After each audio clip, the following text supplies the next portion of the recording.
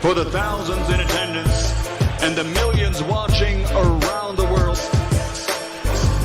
ladies and gentlemen, let's get ready to rumble!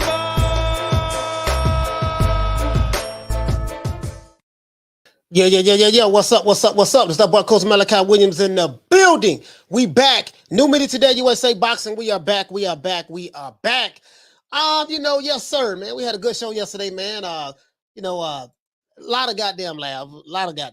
You know what I mean? The shit was funny as hell. You know what I mean? I ain't gonna say here lie to you, but I had so much goddamn fun yesterday. You know what I mean? And we had a good show. We're gonna have another damn good show today as well. As you know, it's been announced on it's on PBC's website. I'm gonna share that with you guys. That the fight is official with as a matter of fact. Let me do this. Hold on. The fight is official with Errol Spence and Ugas, which is a good thing. You know, we want to see good fights, and it's not the fight that that everyone was expecting at this time years ago, but it is what it is. It's here. So April, we're gonna see what's up. Now, I want to address some things today. We're gonna have a damn good show, as I said before, and we're gonna get it in today. I'm not even gonna fuck off today. But before we do that, let's give everybody a round of applause. Everybody a round of applause. And I want to give a shout out to all of the members. So all of the members, I want to give a shout out to you guys. That's how we're going to do it. I want to give a shout out to the ladies as well. Shout out to Fola Bond as a new member. Shout out to Fola Bond for being a new member. Shout out to you, fam. Hey, okay. Let's see. Let's give a shout out to the Queen, Lisa Bales. Hey, shout out to the Queen Misfit. Hey, shout out to the Queen Karma Serene. Hey, shout out to the Queen Bless 365. Hey, shout out to the Queen Nick Rich. Hey, shout out to the Queen Lady Shan. Shout out to the Queen Arlette. Hey, shout out to the Queen Bear Girl TKO. Hey, shout out to the Queen Miss Sexy. Shout out to Monica Silva. Shout out to the Queen Deborah Booker. The Queen Lil Green SP and the Queen Ava. Hey, okay. Yes, sir. That's it. And let's give a shout out to everyone that's shout out to all of the members and the mods. Let's see who else we have in the building. Shout out to all of the members. Some of you gonna show for. Shout out to Fola Bond. Salute to you, fam. Oh yeah, shout out to Eric Gomez, man. To this day. Fill it out. True. Let's see. Shout out to Thomas Jones. Salute to A. Sneed in the building. Shout out to Charles N. Shout out to who else we have in the building that I see right now? The members. I think that's it. Shout out to my main man, Big Heck, Hector Garcia. Big Heck, what's up, brother? Shout out to Charlo. Shout out to my brother Charlo, man. Charlo been riding with me like since the beginning, like literally. Literally. Shout out to Big Will, man. I hope you're safe, my brother. Shout out to Will, man. Shout out to Big Heck, Hector Garcia, Big Heck in the building. Shout out to Knockdown Trey 05. Let's see who else we have in the building, man. Shout out to Paul Evans. Paul, what's up, baby? Shout out to the Queen Arlette. I gave the ladies a shout out already, but shout out to the Queen Arlette. Shout out to Rider of the Storm. Let's see, man. Rider of the Storm. I got all of the. I think I got all of the members. Shout out to Mr. Pads.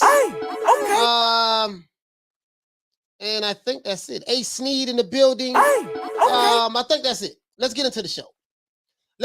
Oh yeah, shout out to Major Key Boxing in the building. Major Key, man, good looking out, my brother. Got a chance to ask James Likes Out Tony a couple of questions. Let me tell you something, man. Major Key they doing some major shit over there, bro. Like just some of the historic interviews and the fighters that him and Troy is getting on that platform. It's really amazing. It's really amazing, bro. And it's like just that alone contributes so much to the community. And bro, it's like it should be more mega and massive. You know what I mean? It should be. You know what I mean? But it is what it is. Let's get into this. Now, as you guys know, as I said before, Errol Spence and Ugas is set for April 16th. Question I had was, and I'm gonna tell you where I got this title from. Question I had was, Ken Spence. I was pondering how I wanted to word it, but the brother made it clear what he told me. Ken Spence Sellout. But this bum is taking the easy matches, fighting other bums. Sorry about that, guys. Hitting the sound effects. Accident. Will Spence be able to sell out Dallas Stadium like Canelo Alvarez did? Reason why I asked that is because, he hasn't fought in a while, but he's from Dallas, Texas. Texas, everybody in Texas love Errol Spence, according to what they say. And he's a superstar, according to what they say. And, he's the big fish, according to what he says. And so I said, okay, well, you factor all of that in, and then he does have a white billionaire by the name of Jerry Jones that they say is behind him. That's what they say. I have no proof of that, but that's what they say. So I'm like, okay, he should be able to sell out the stadium then, pretty much from what they're saying. You know what I mean? So we're gonna find out. I want to pose this question to you guys, ask you guys this, right? According to the PBC website, I'm gonna show you guys the website. Errol Spence versus Ugas has a fight date scheduled for April 16th. This fight will be held at the AT&T Stadium, better known as Jerry's World, where the Dallas Cowboys play at, guys. I think that's in Austin, Texas, which is not too far from Dallas, Texas. We all know now we all know that Canelo Alvarez broke the record here in America at that time, at that very same stadium, guys, with Billy Joe Saunders. Didn't nobody know who the hell Billy Joe Saunders was. We know this here. Billy Joe Saunders was a no-name guy. And he did it during the pandemic. That was shocking. He did it during lockdown in the pandemic, right? Now, fans of Errol Spence says that he's a superstar. And he will sell out Dallas Stadium. And Ugas, just like, he will sell out Dallas Stadium fighting Ugas, just like Canelo Alvarez did when he fought Billy Joe Saunders. That we will find out. We will find out on the 16th. He should be able to sell out Cowboys Stadium, just like Canelo did in the pandemic. And I'm going to give him the benefit of the doubt. I think he should be able to do that for the simple fact that Texas is a huge state, biggest state in America. And, he has a huge fan base, according to what they say. And so everybody, they should be able to sell out 70-some thousand, no problem, in Texas. They should be able to do that. Especially since he's from Dallas and supposedly had the backing, as I said before, of Mr. Jerry Jones, right? Jerry's World. Jerry Jones, old ass, still kicking. Now, so my question to everyone in the chat is this. Do you believe that Spence and Ugas will sell out AT&T Stadium just like Canelo did when he fought Billy Joe Saunders back in 2021 and take under consideration during the pandemic? But now we don't really have a pandemic, or some people say they don't, but whatever the case may be. But now it's not as it was. We have a lot more information now than we did a year ago and 2 years ago, and it's going to be open. Everything is open in Texas, just like here it is in Florida. Do you think that he'll be able to sell them out? Him and Ugas. Ugas is a superstar. Errol Spence is a superstar. So, and they're fighting in his own home state, and pretty much his city. Austin is not too far from Dallas. So what do you guys think? Do you guys think that they can pull that off? Now, as a boxing fan, we only just want to see the fight. So that's all I'm really care about. But I'm hearing a lot of chatter on Twitter, a lot of chatter in these certain channels, looking at their chats, and that's what they chatting about. That's what they chatting about. Oh, well, we go chatting more about that than anything. That's what they chatting about, right? So I said, okay, man, that's what they want to go with this, And now you guys know I don't ask questions that I don't know the answer to already. I pretty much know how this is going to go, but I'm not the jump out the window type of guy. I don't believe in jumping out the window. I believe in just sitting back and just rubbing my hands like the Birdman. Oh, yeah? Okay, we going to see. So let's go straight to the chat. Let's ask everybody in the chat. But before we do. That's wrong, that's wrong. He did nothing to you. Let's get into this. Oh, shout out to Damian Bennett, man. Shout out to Damian Bennett. Let's see.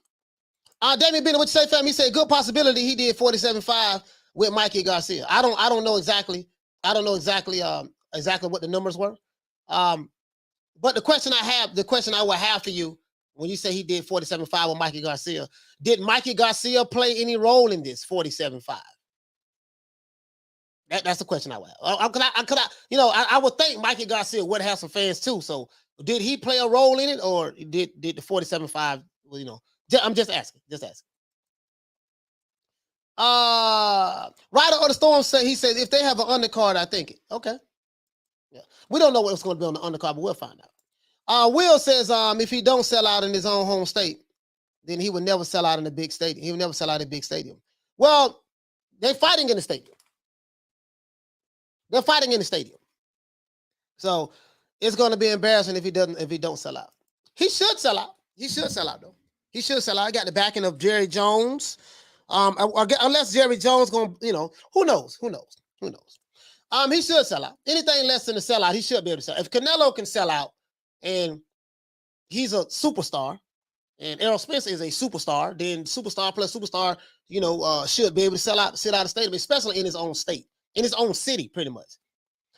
In his own city, So let's see. Ryder the Storm says, if they have a good undercard, it should be a sellout. They should sell over 60,000 tickets. I think the stadium holds like 70. What Canelo did was 73, 74. He broke the record there. So, they should at least be able to do over 60,000. Yeah, they should be able to do over 60,000. 60,000. They should be able to do over 60,000. Me personally, I don't get too fucks about it, but this is what they're chatting about. So he should be able to do at least what Canelo did in his own city. Let's see. Alex Soto said, yes, most fans work for Mikey. Yeah, I mean, that's what I'm saying. Like, I think a lot of times when we say things like, well, this guy did such and such. Yeah, but did the dance partner have anything to do with it? And I think a lot of times we'll forget that. Like, we just that's like a very important part. Everybody. Oh no, they just can't see him. Ain't nobody know who Mikey was. Okay. I'm just saying that plays a very significant part in it. That plays a very significant part in it. To be honest with you. Shout out to the he said, what'd he say? Toby Bartlett, what you say, fam? He said, I don't think they'll beat Canelo record unless Jerry Jones buys a huge amount of tickets sold. Yeah, I mean, they'll do that too. I mean, I'm not saying Jerry Jones would do that, but yeah, they'll do that. Promoters, they do that. They buy all their tickets all the time. I mean, that's what's going on. That's what they do. Say Spence would sell out if he does his suspect dance. Okay. Knockdown 305 says he comes close with no cigar. All right. Ronald Finkley says, Big Ron, shout out to Big Ron. He says Spence and Ugas about to flop. Nobody believes PBC. Okay. I don't know what the pay-per-view numbers would be. I don't know that, guys. I don't know. We'll see. We know Big Canelo did almost 800,000, him and Caleb Plant. So I don't know what the pay-per-view numbers would be, nor do I give a fuck. You know what I mean? I don't care nothing about how many tickets they gonna sell, and that doesn't concern me. The reason why it doesn't concern me because one, I'm not now the people who are involved in that, it should concern them because they are the ones who putting their money up. So if you're putting your money up and paying for stuff, yeah, it definitely should concern you. As a fan, I give two fucks because I'm not gonna come online and argue about, well, my guy did this and my guy did that. He's not my guy. I don't know these niggas. I don't get none of it. But these fanboys is a motherfucker. These fanboys are motherfuckers. Ace Sneed, what you say, fam? He say maximum capacity is 80,000. I don't know exactly what maximum capacity is. Let me see. AT&T Stadium. AT&T. Because sometimes they would I don't know, maybe they can create more seats, or I don't know if that's including what would that include? Just the seats in there. Matter of fact, it also says Ace Sneed, it says that it can be expanded to 105,000. So maximum capacity. Remember, that's why I said I don't know what all that include, but they said they can extend it to add another 205,000. I mean, not. I mean, 20,000. 20,000. What is it? Yeah, another 20,000. Yeah, another 20,000. So you're talking about they can expand it to hold 105,000. So you're talking about 25,000 more seats. So I mean, I don't know if it'll do that, but you're talking about a big state like Texas. They should at least be able to do. They didn't do it with Mikey Garcia, but they should be able to at least do at least 70,000. At least 70,000. They should be able to at least do that. 70,000, they should be able to at least do that. You know what I mean? Wendell Jackson, 70K. Yeah, he should be able to at least do that. At least do that. Let's see. He should be able to at least do that. At least 70,000. I think so. He say if Errol fights Crawford, I can see big numbers happening. Not with this fight. With Ugas, you don't think so? They say Ugas is a superstar. If you're new to the channel, please subscribe, hit the like button. If you're new to the channel, please subscribe, hit the like button. Ugas beat Manny Pacquiao. You know, Ugas beat Manny Pacquiao. You know what I mean? So, they say he's a superstar now. He's up with the PBC.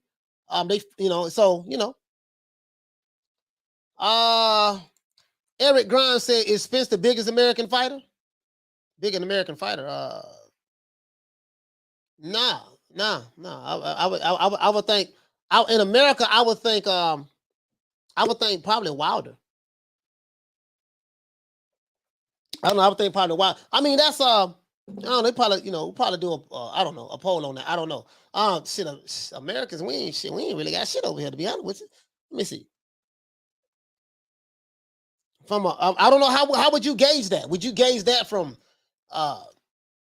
social media? Would you gauge that from what they generate? Would you gauge that from I don't know, how would you gauge that?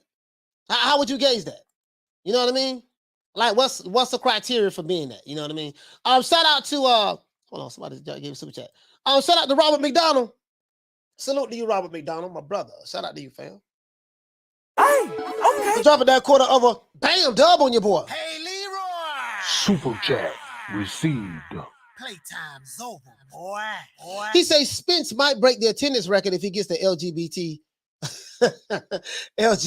Bobby BBQ community crowd involved, especially after those videos of Spence hugging Yellow Beezy. Oh man, bro, you so daddy. Let's see. Shout out to True Gritter. Man. Shout out to True Gritter, new member. Hey, okay. Let's see. King KO, he said there's no superstar fighters in the US. You know what, dog?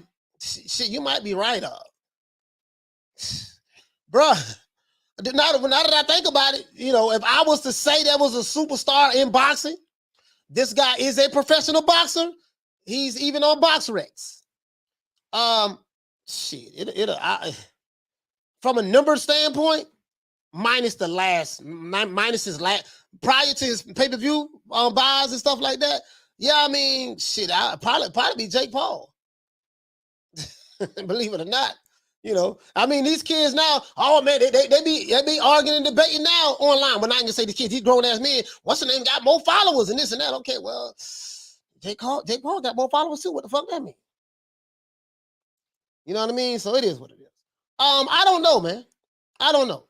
Like, shout out to Ron Boy Fresh, man. Hey, okay. Ron Boy Fresh, you know what I mean? Eric Grimes say maybe Mayweather. You're right. Yeah, I mean, shit, boxing, we ain't really got no. Damn, bro. Now that I think about it, bro, it's like, damn, bro, they ain't really got no damn star. No, like, I mean, they, cause of course, certain people say, everybody's a superstar boxer. 140 pound superstar boxer. From a superstar boxer from Tupelo, Mississippi.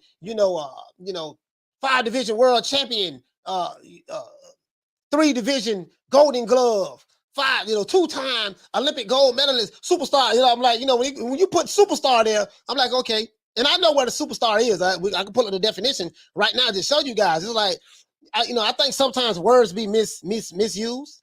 You know what I mean? Oh, shout out to Fistiano Fights. Shout out to the Queen Fistiano. Hey, okay. You know what I mean? Salute to you, Queen. Joey Chad says, Coach, I'm in Texas. Nobody talking about this fight. They probably were just waiting on it. We're going to give it the benefit of the doubt, Joey. They probably were just waiting on it to be officially announced. So maybe they will be talking about it, get excited about it. What I will say is this. You can't go by what certain any YouTube channel, me or anybody, but definitely biased YouTube channels say about what this is going to do. Because especially when you have a track record of these guys being wrong all the time, damn near all the time, and they don't hide their bias and their subjectivity in all things related to who they love the most. So don't get caught up in that. I always tell you guys, YouTube does not represent the boxing fans in the country or around the world. Social media doesn't, most fans of the sport or whatever the case may be, they probably not even on this shit. They got jobs, they work, they do this and do that. They not really on this shit. And everybody in the chat has jobs and work. You know what I mean? But, if you compare, you do have fans of boxing by the millions around the world. If you look at it from the scope of the millions of people that are fans of the sport of boxing, because boxing is a global sport, versus the ones that are on YouTube, it's not even close. So, don't believe the hype. The people will tell you. The people will tell you. The people will tell you. The people gonna tell us. We gonna see. I'm not the jump out the window guy. I don't believe in jumping out the window. I don't believe in jumping out the window at all. I'm not the jump out the window guy. I'm like, okay, we gonna see. We gonna see. Serge, leave it at what you say, fam. He said, Coach, there's no superstars, but there's some clowns in the middle.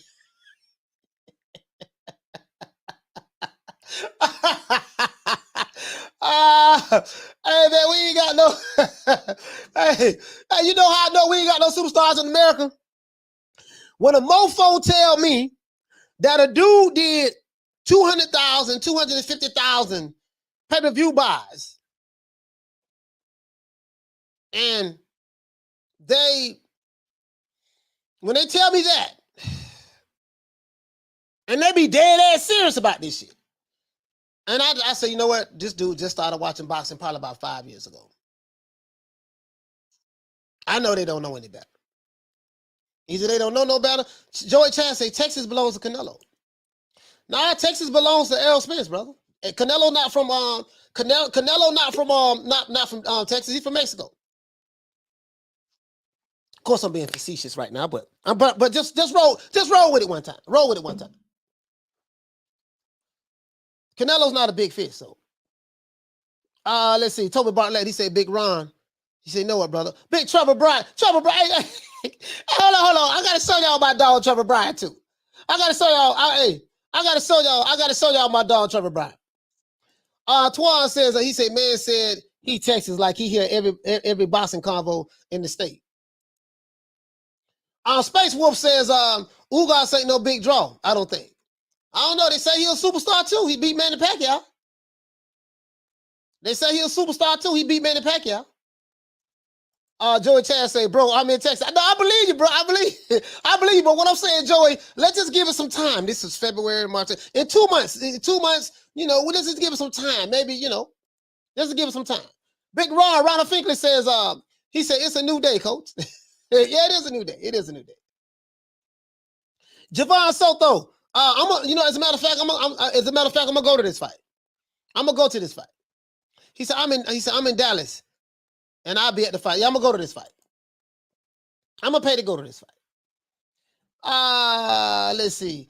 Ugas going to be a problem for Spence. I don't know. Again, Ugas beat Manny Pacquiao. So, according to the narrative, he's a superstar.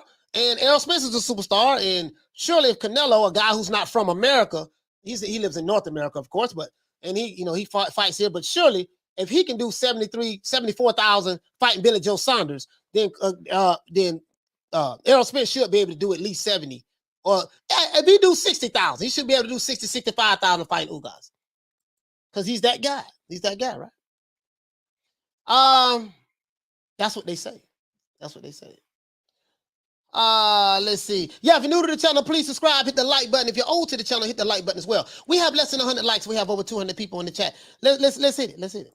Douglas Duran say there's more Mexicans in Texas than Mexico. Okay, that's even better then. But they're still fans of the sport of boxing, and in Texas, from what I'm hearing, from what they say, everybody in Texas love Errol, so they're gonna come out and they should be able to do. He should be able to do the same as what Canelo Alvarez did. He has to do the same as Canelo, at least that. He says same numbers as the Pac versus I guess you're trying to say Ugas fight. Shit, the Pac versus Ugas fight did like 200 or something thousand. Something like that. Orale. Shout out to my man Alex Soto.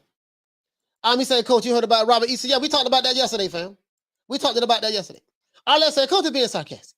He knows this fight won't sell out of hot dogs. Why you? Arlette, man.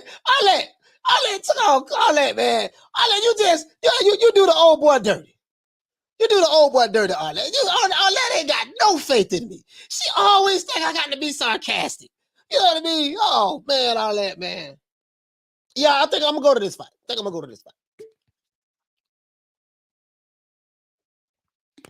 I'll probably buy my tickets.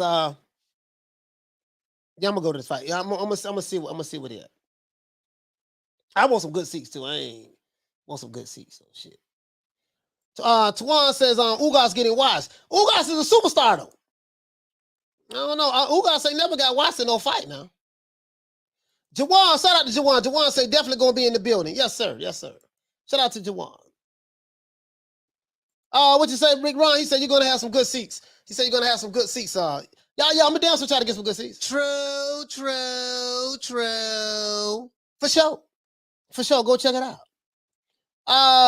Let's see. Alonzo, so amazing. What you say, fam? He said, "What's up, coach?" He said, "Why don't the LDBC judge Tank's opposition, but they judge Canelo's opposition, and Canelo is facing champs at least?" Hey, man, you ought to know the answer to that. We got a narrative to push. If we don't like you, and we're gonna push. We're gonna push our narrative, no matter how double standard-ish it may be. I'm gonna say, Coach, real boxing fan died about 20 years ago.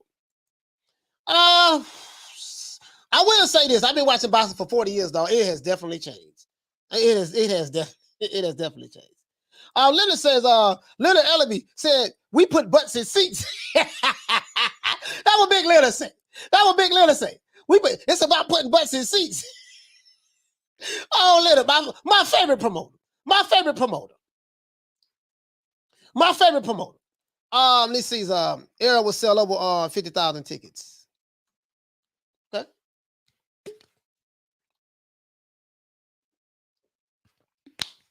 So are you saying when he do what? Will he at least I feel like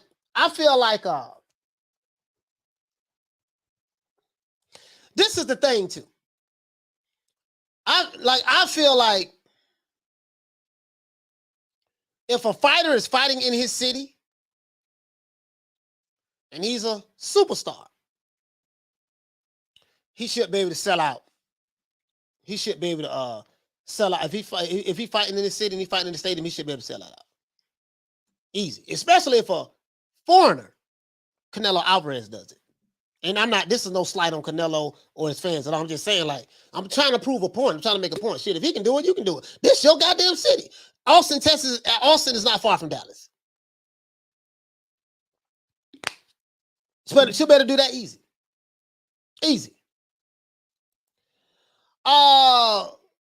South Trail says it's going to be a long night for Ugas. Okay. All right.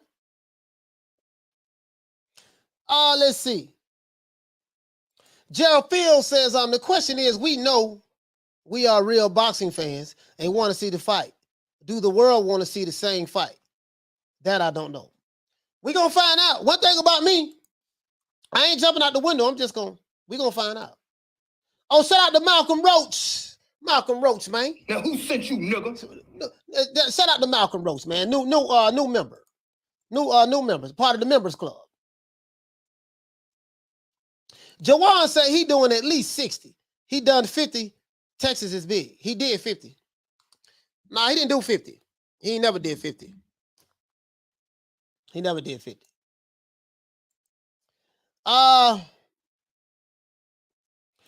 He says that retina though. That retina don't mean nothing. He good. He don't bounce back from that. That retina don't mean nothing. Shout out to the boxing conversations, man. Shout out to my main man Reggie. He says, how far is El Paso from Dallas? I don't know the exact mileage. He says, shit, Canelo ain't foreign. Texas is Mexico. All right, well, if Texas is Mexico, so how many are there? Okay, I'm asking you a dumb question, a question I already know the answer to. Are there any? It's not like Texas is all Mexicans. You have a lot of black people in Texas too, right? You have a lot of black people in Texas, right? I think Errol Spence got a Mexican wife, right? Girlfriend or whatever. So, you know, he got that crossover feel. He gonna get the Mexican fans as well as the black fans, right? Yeah, so I don't when you say Texas and Mexico, I like what does that mean? Does that mean he won't do 70,000? He won't do what Canelo did? Like I don't get it. I'm trying to figure out where you're going at with that. Eddie Val said Spence is gonna have his glam squad crew with him strong. Y'all, boy, y'all dirty, boy. Y'all dirty. Shout out to Jamie Nieto. Jamie Nieto, what's going on, fam? What's up, bro? Hey, For dropping that quarter of a bam dub on your boy. Hey, Leroy. Super chat received. Playtime's over, boy. He said, funny how these fanboys would say Canelo was ducking Charlo and Johnny Benavidez, but would give Spence a pass about Bud. We know he fighting Keith next too. Yeah, he fighting Keith next. I'm pretty sure of that. I'm pretty sure, bro. Hey, bro, as a matter of fact, I'm about 85% sure that's gonna be the next fight. I'm about 85% sure of that. Because you can see the trends. You can see the trends. Like, I'm really good at looking at trends. Ronald Finkley says, Texas is not Mexico. It's a love-hate relationship. Tex-Mex says, Spence would do 20K. PBC fanboys say Spence would do 30K or less. Okay. No, you know, he did like 47,000 with Mikey Garcia. But again, what role did Mikey Garcia play in that? It's funny. It's funny. It's funny that people always don't mention the other guy. You know, you can't make an argument and say, well, Texas is Mexico. Errol Spence fought a Mexican American by the name of Mikey Garcia. But say Texas is Mexico. And then say Mexicans always support their fighters. But then when it comes to a non-Mexican fighter fighting a Mexican-American fighter, and they do 47,000 at the stadium, you say that those Mexicans who support Mexican fighters, and Texas is Mexico, they supported the non-Mexican guy. He did those numbers, and the other guy didn't do it. Boy, this shit, boy, I swear you can't make this shit up. I be listening very well. I'll be like, okay, that shit don't make no sense, but I get the narrative. Again, I give two fucks about who said what. I don't care if it sold 3 tickets. That has nothing to do with me being a fan of the sport of boxing, wanting to see a good fight. That has nothing to do with me on that. But online, this is what they're talking about. This is what they're talking about. I went to some channels looking in the chat, looking in the comments, and this is what they're talking about. Well, this nigga over here, he don't sell, and you know, this dude over here, he yada yada yada yada. And then the Canelo fans tell, oh, you said, you know what Canelo did, such and such at the stadium. He, you know, well, my fighter gonna do this, and I'm like, here we go. Here we go. I said, let me just talk about this shit today, then. Shout out to Henry. Hey, okay. Dropping that quarter of a bam dub on your boy. Hey, Leroy. Super chat received. Playtime's over, boy. He said, I'm mad, bro. But I'm mad, bro. I said, just because he didn't KO Barrios, they say now Javante is going to beat Keith. Hey, okay. Okay, all right. He won 11 to 12 rounds. He was school tank, but time would tell. Hey, man, well, people have their opinion, bro. People have their opinion. I'm going to explain something to you, too, Henry. I want to explain something to you, too. And boxing, especially online, on YouTube, you have a bunch of beta males online. Hey, these niggas is beta. They is beta. Shout out to Jamie Nieto. Hey, okay. For dropping that quarter of a bam dub on your boy. Hey, Leroy. Super chat received. Playtime's over, boy. Jamie says, Mikey played a huge role in that number. Hispanics came out for Mikey. Hey, man, you know what? Hey, Jamie. Boy.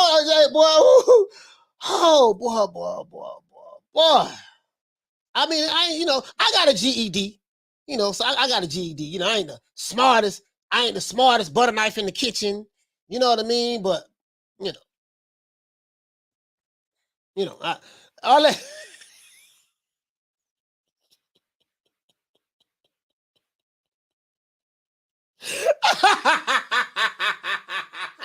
That goddamn Arlette, boy, she give 2 fucks today, boy. Arlette. True. Oh my God, boy. Boy, this is a low blow. She said Spence got a Mexican girl and a black light-skinned boyfriend. That goddamn Arlette. Boy, when they go low, she dig a ditch. Shout out to Carpenter Reed. Carpenter Reed said that. I got that from her. Shelton, shout out to my big brother Shelton. He said, why can't Errol sell out AT&T Stadium? He's the big fish, the cash cow, right? I mean, yeah, that's what I'm saying. I'm gonna take the position that he is the big fish. He's the cash cow, and I'm gonna take the position that hey, he's fighting in his own city. He should be able to do at least what Canelo did. That's the position I'm gonna take. Again, I don't give a fuck. You know what I mean? I don't give a fuck. Like, I want to see the fight.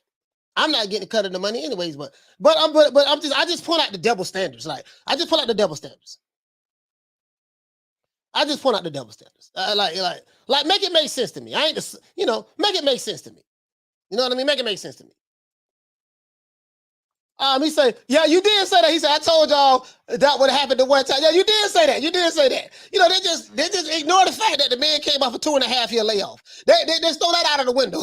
he came off a 2.5-year layoff. They throw that out of the window because it doesn't fit the narrative. I get it. It's very easy to see the narrative. He says, Key definitely needed a KO. He dropped the ball now because PBC Go make him tank rival.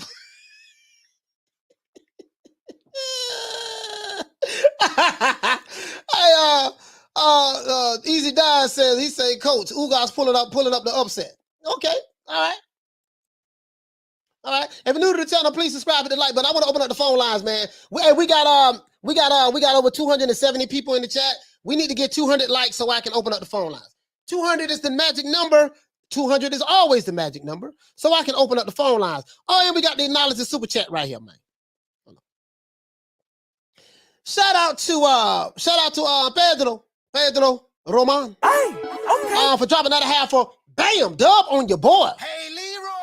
Super chat received. Playtime's over, boy. I'm just, I just be saying, like, see, you got to be real careful what you say, because this show right here, I have screenshots of comments of just things that people have said about what this is going to do. You know, I got comments of all the cap. And I'm going to save this show. I'm going to save this show right here. Jawan, what you say, fam? He says, so Mikey sold out San Antonio too, when he fought Vargas. No, nobody sold out anything in Dallas. Well, I don't know about San Antonio when he fought Vargas, but I don't know what the numbers were, Jawan, to be honest with you. I didn't even see the fight. But the only one sold out a stadium that we know of is Canelo. I don't know what Easy Dimes, he said, Coach, Ugas pulling the upset.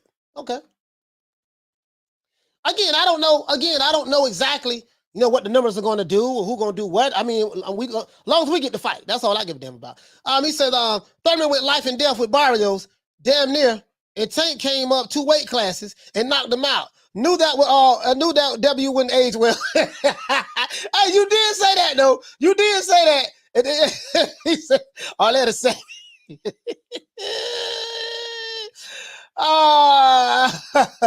Hey, Johnson say, he my brother.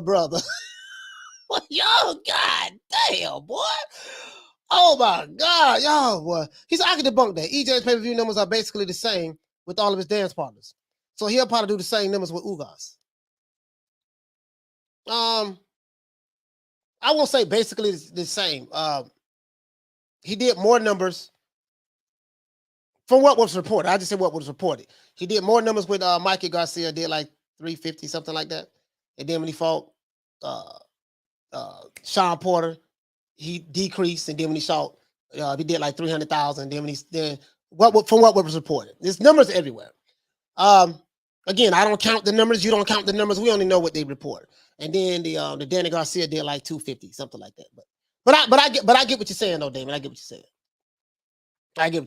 Does Ugas bring anything to it? So let's do this. So what does Ugas bring to the table? So basically, is Ugas just going to, Ugas' job is what? Just to show up and do what? Like, is he just going to show up, get his ass beat?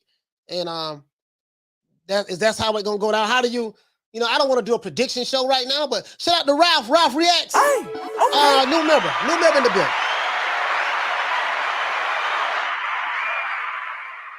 Hey, Khan, he says, I think Ugas will smash Spence. Do you think the inactivity and the injuries, would that play a part? I don't know. So Butch God say, just show up and hand over the belts. Oh man, he said just show up and hand over the belts, huh? Ugas coming to just show up and hand over the belts. All right, okay, all right. Daniel Rio say about 10 Cuban fans. Yeah. Y'all might have a point right there. Ugas ain't got no fans. He ain't got no fans. But guess what? Fans don't win fights.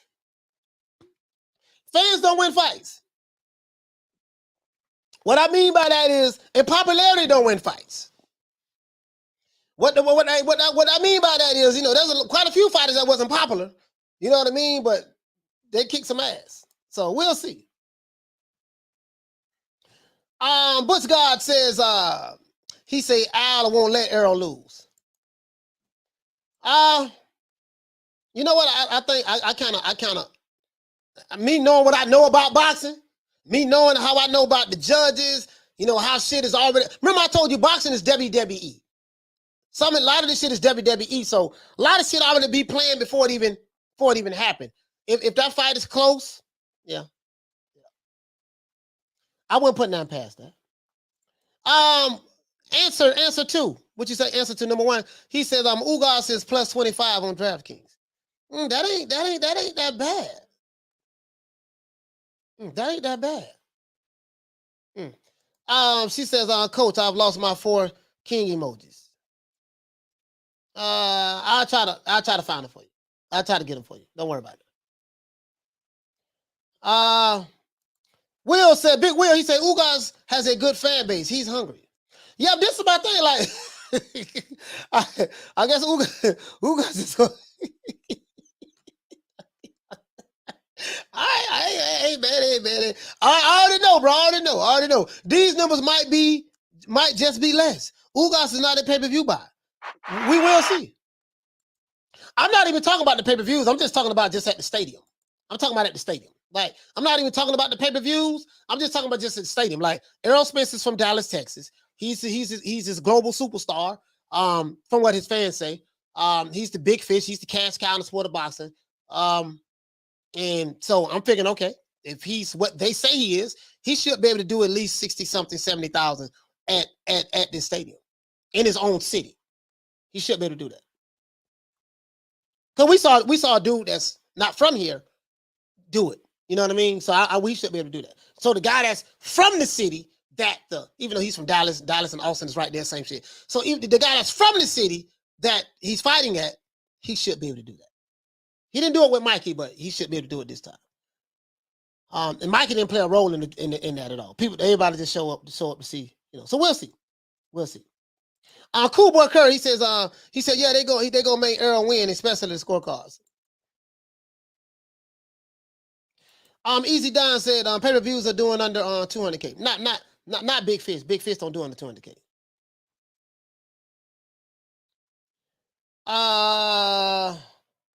Let's see. Yeah, I'm going to that fight. I'm definitely going to be at the fight, but I don't know if Ugas going to bring many fans, to be honest. Yeah, Ugas probably ain't going to bring no goddamn fans. I'm just being honest. He probably ain't going to bring no goddamn fans, to be honest with you. He said Ugas has Cuba and Miami behind him. Yeah, I mean, we'll see. Halim say, do they still say yeehaw in Dallas? Yeah, more than likely, just not just Dallas, but just a lot of the places that's country. They probably say that at their local spots. Too bad though, he say, sources say Ugas' real age is 55. Yeah, sources say. So, I have some very interesting news for you. Sources say. Who's the sources? Don't worry about it. My sources is the sources. Just take my word and run with it. Just take it and run with it. Shout out to Listen. Listen, we have 141 likes. We have 300 people in the chat. We need 200. We need 200 likes in order for me to open up the phone lines. Scott Brown, what you say? Ugas by stoppage. Not a bad bet. You know, damn. I would definitely want to see the odds on this though. Cookie Monster say, I live in Dallas and Spence got a lot of Mexican fans out here. Okay, cool. Yeah, that's cool. Cool. All right, cool. That's good. That's good. Yeah, a lot of Mexican fans. Oh, that's good. So that means he should be able to do that. Nah. Let's see. Javon Soto says, I don't think he'll do better than Big Nello. Yeah, I think he can top Nello. I mean, he's a superstar. He should be able to top Nello. And he's from Dallas. You got to take that into consideration too. Zoe Santos, he says, they're gonna do Ugas dirty.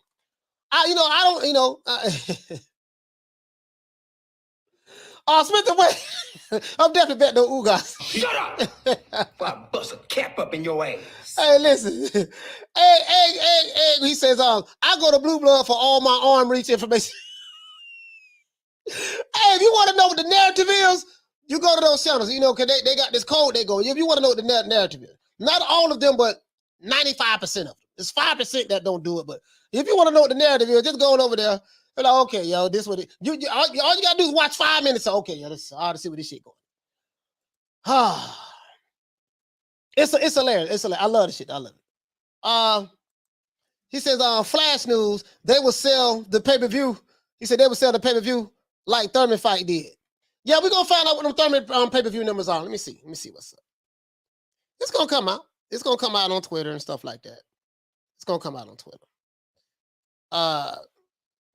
So, you know, my brother just sent me a text. He said he was at the Spence Garcia fight, and at least half of that crowd was Mexican. So if Spence and Mikey Garcia fought each other, they did like 47,500, 48,000, and half the crowd was Mexican, and Mikey Garcia is a Mexican American. You're gonna have to tell me that how you know that Spence was the reason why all of these fighters, all of these fans was here. So all of the Mexicans supported a non-Mexican fighter and just said the hell with the Mexican American fighter. Like you would have to, I mean, it's the narrative sounds good, but I haven't seen any proof of that. That's all I'm saying. You know, it doesn't make me no never mind. I give 2 fucks. You know what I mean? I just want to see the fights. That's all I care about. But online, this is what it has come to. You know, my fighter sold more tickets than this fighter. And this fighter got more this. And, you know, my fighter, you know, he get more money. You know, I was like, okay, what the fuck this got to do with the fights? I ain't really got nothing to do with the fights. It's just that, you know, a whole lot of vain beta male talk. You said, he says, Thurman got about 40K by, yeah, Thurman ain't got that. Thurman ain't got that. You know, 2.5 year layoff. You know what I mean? So it is what it is. Let me do this. I need to find out something. Hold on, guys. Hold on, guys. I'm trying to find out something. We're gonna find out right now. I hear something back. Hold on. Let's see. There you go. Yeah, you know what I mean? Like it gotta be hard. It gotta be hard to defend these narratives, bro. Gotta be hard to defend these narratives. I ask questions that I already know got pretty much the answer to. I know who's who, I know who's saying what, and I study them very well, and I get it. We're gonna save this show, though. We gotta save this show. This show here I'm gonna save, and we're gonna get everything on record today. If you're new to the channel, please subscribe, hit the like button. If you're old to the channel, hit the like button. We need 44 more likes so I can open up these phone lines. I want to hear from the people. He said, oh man, oh yeah. British fans couldn't travel last year for the Canelo fight. If the British fans could have traveled, yeah, that the Canelo would have did more than them 74,000 he did.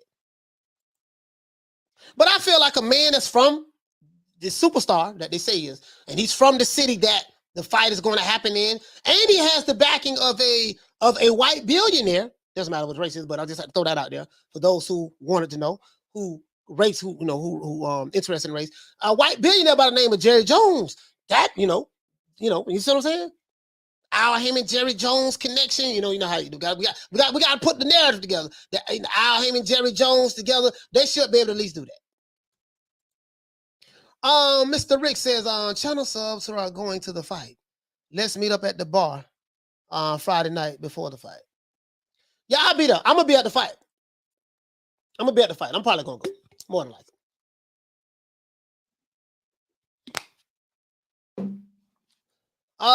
Let's see. Will, what you say, Will? He said, Coach, do you think that eye injury will affect Spence? Yeah, I pretty much do. But I pretty much do. But hey, who knows? Maybe the eye, ain't nothing. Butch God say, unless Errol's eye doesn't hold up, this will go the distance. Unanimous decision for Errol. One of those cards will be way off for Errol, but this is going to be a close fight. Never seen Ugas look out of his league. No. It's not. Never seen Ugas look. He doesn't look out of his league. And if you look at Spence's last, I think his last 4 fights he went the distance, right? And we know Ugas always go the distance. So you got two guys who's known for going the distance. They don't really have knockout power like that. They ain't knocking nobody out. You got two guys that's let's see, he's fighting your Dennis Ugas. I'm looking it up right now, guys. Let's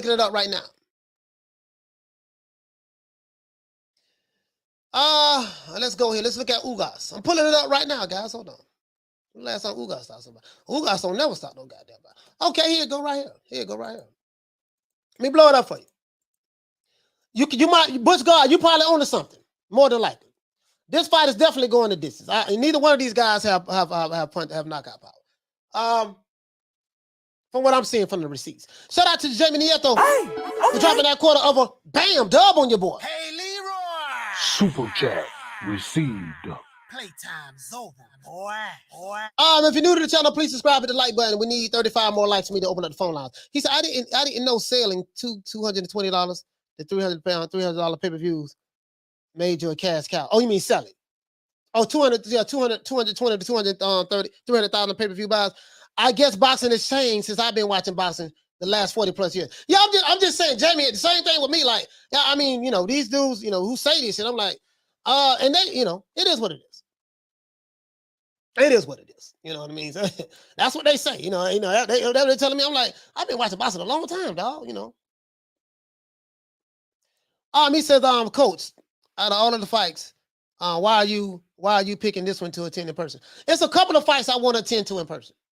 It's not just going to be this one. It's a couple of fights. I want to go to this fight.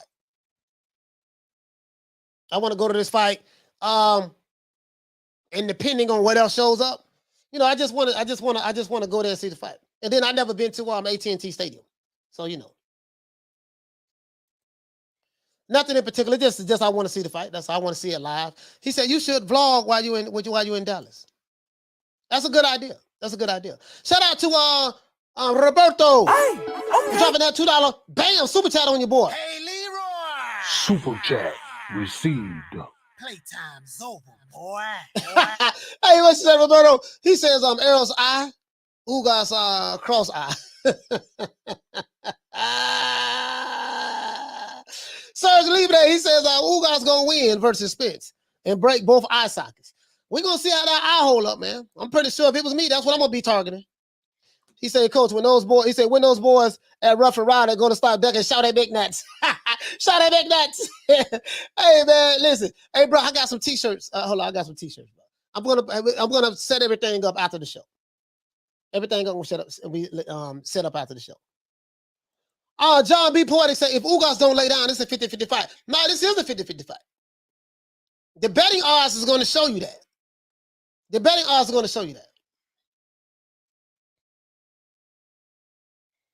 You know what I mean? So Tommy Hill, shout out to Tommy Hill. He said Errol Spence Jr. I like him. I know I'll be making fun and loud, like most funny shit. He said I have ever seen. He said, but I don't think that it's going to be a sellout at Dallas Stadium, not like Canelo. No, I think it should be. He's a superstar, bro. I think you're underestimating the superstar power of Errol Spence. He is the big fish. He's a superstar, and he's in Texas. And I think you're underestimating that. He's a cash cow. That's what they saying. So I'm gonna run with what they say. I think you underestimating that, my brother. We're gonna find out April 16th, though. Will says, Coach, you definitely need to do a live at the fight, even if it's just for the undercards. That's a good idea. Knockdown 305. You say, damn, Coach. Who gonna do the fight party, Rev? Who gonna do the live fight party? Oh, man. Hey, Miss Fitz says, she said, it's definitely a 50-50 fight. No doubt about that. Hey, man, shit, from what I'm hearing, Ugas don't stand a chance. He's just there to hand the belts over. You know what I mean? Just get there and hand the belts over. That's what they telling me. That's what they telling me, Miss Fitz. That's what they say. They, meaning the narrative push. That's what they saying. Douglas DeRay says, Spence better not go in there overconfident because Ugas is in shape and is a warrior. He's going to bring it. Okay. Shout out to Mr. Calderon for dropping that quarter of a bam dub on your boy. Hey, Leroy. Super chat received. Playtime's over, boy. He said, according to the LDBC, Spence is hitting harder than ever. Yeah, you can't go by what them niggas say. I heard it with Wilder. I heard it with Wilder. We hear it with everything they get behind. Anything they jump out the window with, they always say that, and then when the fight happened, the total opposite happens. So, yeah, you can't, that's a gimme. That's a gimme there. Shout out to Jamie Nieto. Dropping that quarter of a bam dub on your boy. Hey, Leroy. Super chat received. Playtime's over, boy. Oh, sorry about that. I got you. You said, just to clarify, Coach, I meant 200 to 300,000 on pay-per-view buy. Yeah. I got you. I got you, my brother. I got you. Hair Hero Elite, what's going on, my brother? Cuzzo. He said, what do you think about the Tyson fight? You talking about Tyson Fury? You talking about Tyson Fury? I know you're talking about Mike Tyson. Mike Tyson ain't fought since he had the exhibition match with Roy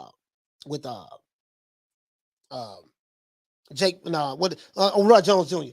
Unless you're talking to Tyson Fury, do you mean who he's going to fight next? What I think about that fight? I think that's a 50-50 fight. Hair Hero Elite, I think that's a 50-50 fight. That's gonna be a really good fight stylistically. I'm still, if you're talking about Tyson Fury, I'm still leaning towards Fury. I'm still leaning towards Fury over White because I don't trust Dillian White's stamina. That's my only question about him, his stamina. John B. Poetic says, Errol already had 117 and 111 on the cards. As a matter of fact, let's do this. I want to show you something. Let's see. Shout out to Jamie Vasquez for dropping that quarter of a bam dub on your boy. Hey, Leroy. Super chat received. Playtime's over, boy. He said, Coach wants to go see Ryan fight too. Salute. Hey, if I go to Ryan Garcia fight, I'm gonna probably get a whole bunch of teenagers jumping on me, hit me with their compacts and they makeup kicks and all that stuff there. Cause they're gonna be like, oh man, I heard, I don't like you saying that Ryan Garcia is an Instagram model. Hey, it is what it is. The man is Instagram model. I don't even talk about Ryan Garcia. Unless I see him physically in the ring, and then I know. I don't go by nothing he said, none of that shit, bro. He's a kid. He's a kid. As a matter of fact, but let me show you something. Shelton says, I'm picking White over Fury. There's nothing wrong with that, my brother. I don't trust Dillian White's stamina. I don't trust Dillian White's stamina, to be honest with you. I just don't. He said, Coach might be going to the fight, but Reverend Abernathy can still stream and call the fight. Hey, man, we gonna see what's up. Okay, shout out to Hair Hero Elite. Okay. We got a brand new member in the building, man. Round of applause for the man. Shout out to Cuzzo, man. That's Cuzzo there. Yeah, man. Xavier, he said the reason why Spence won't do a number like Canelo is because Canelo has a whole country behind him. Okay, yeah, but I'm gonna tell you why. I'm gonna tell you why. I hear people say this all the time, right? I hear people say this all the time. And it doesn't make sense to me. You can't tell me that a guy is a superstar. You can't tell me that a guy is a cash cow. You can't tell me that the whole state of Texas. As a matter of fact, hold on, let's do this. Let's do this. Let's do this. Let's do this. The whole state of Texas. See, I'm finna blow this shit up right now. I'm finna blow this shit up right now. I'm finna blow it up right now. As of the census of 2020, the state of Texas holds approximately 29,145,000 people. And let's look at Dallas. Let's look at Dallas. Let's look at Dallas, Texas. Look at the demographics of Dallas, Texas. Let's look at the demographics. So I'm finna bust this up right quick. This is very easy for me to do. Just a simple. I know what y'all. He on Wikipedia. He on Wikipedia be lying. Okay, all right, okay, whatever. Wikipedia's lying about populations now. Okay. Let's go here. Texas has a population of let me see. Oh, you know what? Hold on. Sorry about that. Want to make sure I get it right. Population. There we go. Texas has a population. This is the census. I'm pulling up the census.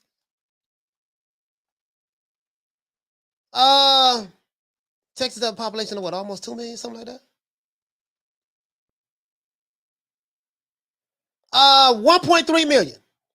Texas has a population of 1.3 million. So what you're gonna have to show, what you're gonna have to explain to me, my brother, is this. Xavier, I wanna run this down to you. The state of Texas has a population of 29 million, almost 30 million people. Out of those 29, out of those 29, 30 million people, you have a lot of those guys are fans. Some of those, a certain percentage are fans of boxing. They have a high Mexican population who love the sport of boxing, who love Texas as well. Canelo Alvarez was able to pretty much whatever they had open to him at the stadium, he broke the record at Dallas Stadium. And he's a superstar. He is the cash cow.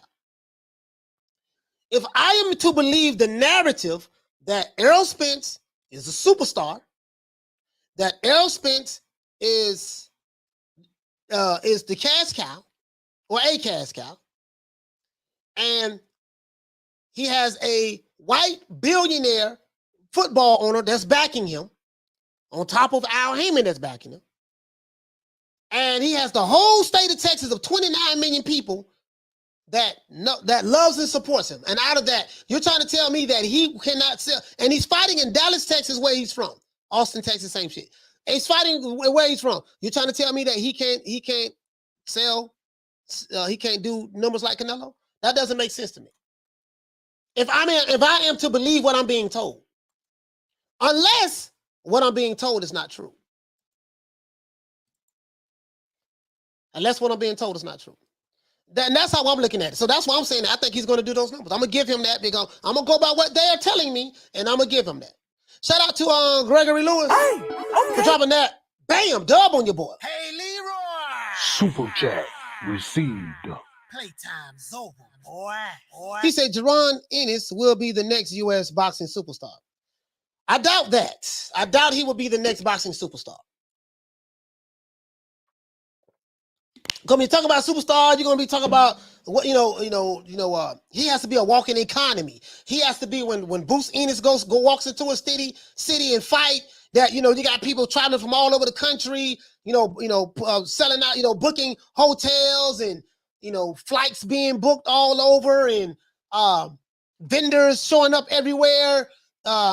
He's breaking live gate numbers and pay-per-view numbers. And, he's not that kind of fighter right now. Like people in boxing know who Boots is, but Boots can walk down the street right now and the motherfucker won't even know who he is. And he kind of has a very quiet, laid-back personality, kind of like Crawford. So from a talent standpoint, yes. But superstar, from what I know what a superstar is, nah. I don't see that, my brother, to be honest with you. Let's see. He said Mexico City got close to 9 million. Okay. Is the phone lines open? Let's see if the phone lines open. Okay, no, we ain't got 200 yet. We need 200 likes. He said Spence would do big numbers, probably not Canelo numbers. It's not the whole state of Texas support him. I know that. If you listen to me, you heard what I'm saying. I said you got 29 million, and you know from what they're telling me, See what I'm saying? I'm going to go by what they say. Mexicans support Mexicans, and Texas is a football state. That's not the narrative that I've been hearing, sir. I know Mexicans. So this is what I want to know. Let's forget Mexicans. Let's forget the Mexican population in Texas. Let's forget all of that. Now I'm gonna say it again. If this guy is a superstar, like I am being told, and for what I know what the definition of a superstar is, Canelo Alvarez fits that. If you could sell out a football stadium, if you can do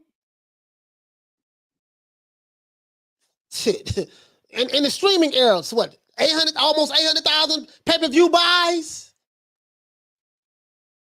and you bringing all of this money to a city when you fight, like the boy from Mexico did. That's the criteria that I am holding any fighter by, that when someone says that person is a superstar. And the simple fact that this person is fighting in his city. Let's say you make the argument, well, there ain't nobody from Mexico, and the Mexicans ain't gonna buy, they ain't gonna come to Errol Spence fight. Okay. You got a whole bunch of black fans in Texas. You got a whole bunch of black fans that love boxing in Texas. And I mean, listen, unless you want to make this like if you want to make this racial, like, okay, well, the racial support, okay, I'm gonna entertain all that shit. According to what I'm hearing, it still should be able to do that because you got, because the narrative here, this guy's a superstar. He should be able to do that. That's the criteria that I'm holding. That's the criteria that I'm holding him to. That's it. That's it. So, that's the criteria. That's the criteria that I'm holding it to.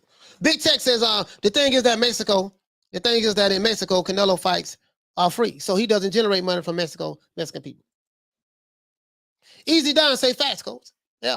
I'm a stickler for language. I'm like, no, this is what I'm hearing. Coach, Ugas need to destroy that eye with the headbutt, dirty boxing. I mean, yeah, that's what I would do. I would do that. I would definitely do that. Shout out to the Queen Misfit. She says that Mexico doesn't respect Canelo because of cherry picking Ducky and the clenbuterol. But the Americans don't care about that. His fans here call it making history. And he made history too. He did make history. He made history too. Jay Miller said, who said Errol's a superstar? Oh, brother.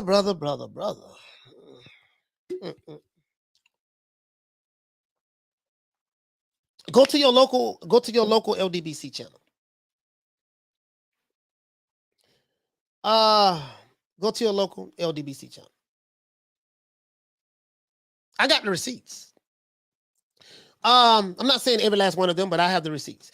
He said, exactly, coach. It has nothing to do with the race. No, I don't say that, man, because then they'll say you denying this and you denying that. I like to take their words and throw it back at them.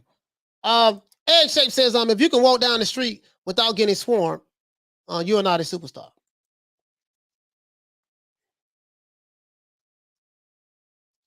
Let's see. Jams, what you say, fam? He said, same reason everyone watched Fury and Wilder. Rock'em Sock'em. It said it was the greatest heavyweight match ever. Hey, hey, motherfucker, Frank Ward. Hey, Jams, you remember that? Frank Ward and Bob Arum. Oh, I've been around Ali. I've seen some great fights. But I'll tell you, this one here with Tyson Fury and Deontay Wilder, this was probably the greatest heavyweight boxing match in the history of boxing. Man, sit your old ass down some goddamn well. Boys. Hey, man, boy, they killed me with that one there, boy. Oh, they killed me with that one there. Hey, you know what? Hey, Jams, boy, they killed me with that one there, boy. You talking about Wilder, a fighter who was tired after the second round. This man was dead tired after the second round. Dead tired. And it took you 11 rounds to knock this dude out. It took you 9 more rounds to knock this. And he dropped you twice. He ain't know how to throw no jab. He ain't know how to throw no jab. His footwork was terrible. But you trying to tell me that this is the greatest fight of all time. Boy, I just Eddie Hearn and them. Eddie Hearn and the boys. Eddie Hearn and the boys. We need 4 more likes to open up the phone lines. 4 more likes to open up the phone lines. 4 more likes and we'll open up the phone lines. Yeah, they killed me with that shit there, boy. I mean, was it a good fight? Yeah, it was a good fight. But all this hyperbole, all this is Eddie Hearn, this is the Bob Arum, this is the greatest. It was better than Ali. That goddamn Bob Arum to cut that shit out. Shout out to the Axiom for dropping that quarter of a bam dub on your boy. Hey, Leroy. Super chat received. Playtime's over, boy. He said they can stack the undercard with Mexicans to bring the attraction. I predict Isaac Cruz being on the co-main. Okay, yeah. So you supporting you listen. You're confirming everything I'm saying and what they're telling me. This fight should do at least 70-something thousand. He should be able to do at least 70-something thousand. You should be able to do that in your own city too. You should be able to do that in your state. Shout out to Roberto for dropping that quarter of a bam dub on your boy. Hey, Leroy. Super chat received. Playtime's over, boy. Hey, he said, Coach, I think Ugas is cheating with his eyesight. Ugas be looking left and hit him with right hook. Well, yeah, I know people, picking at Ugas, because his eyes and stuff like that. But he said, Coach, I got 20. Says White beats 50. Man, I don't know, man. I don't know. I ain't betting on that shit. I ain't betting on it, dog. I ain't gonna lie, dog. Like, I ain't betting on that. Cause I don't know. You know what I mean? Like, I don't know exactly. All right, phone lines is open, guys. I don't know exactly. The phone lines is open, man. 530-494-9636. 530-494-9636. I don't know exactly, he said, what you say? He said Canelo Alvarez could be any PBC fighter. You throw in front of him. He may be a cherry picker, drug cheat, whatever. He said, and I'm not being a fanboy of just the PBC fighters are not active enough. Yeah, they just seem to ignore that. Hold on. We got a call calling in, guys. Oh, you know what? Damn, I don't have the caller. Hold on. Don't hang up, caller. Don't hang up. Damn, I didn't even have the Bluetooth hooked up. I didn't have it connected to the Roadcaster. Tighten up. Okay, we connected now. Sorry about that, guys. Damn. Caller, what's your name? Oh, caller hung up. Caller, call back. Caller, call back. Sorry about that, guys. I didn't even have it hooked up. He said, Coach, did that Irish Fury fan call again? No, he didn't call back. He probably listening right now, though. If you're new to the channel, please subscribe, hit the like button. Phone lines is open, guys. Phone lines is open.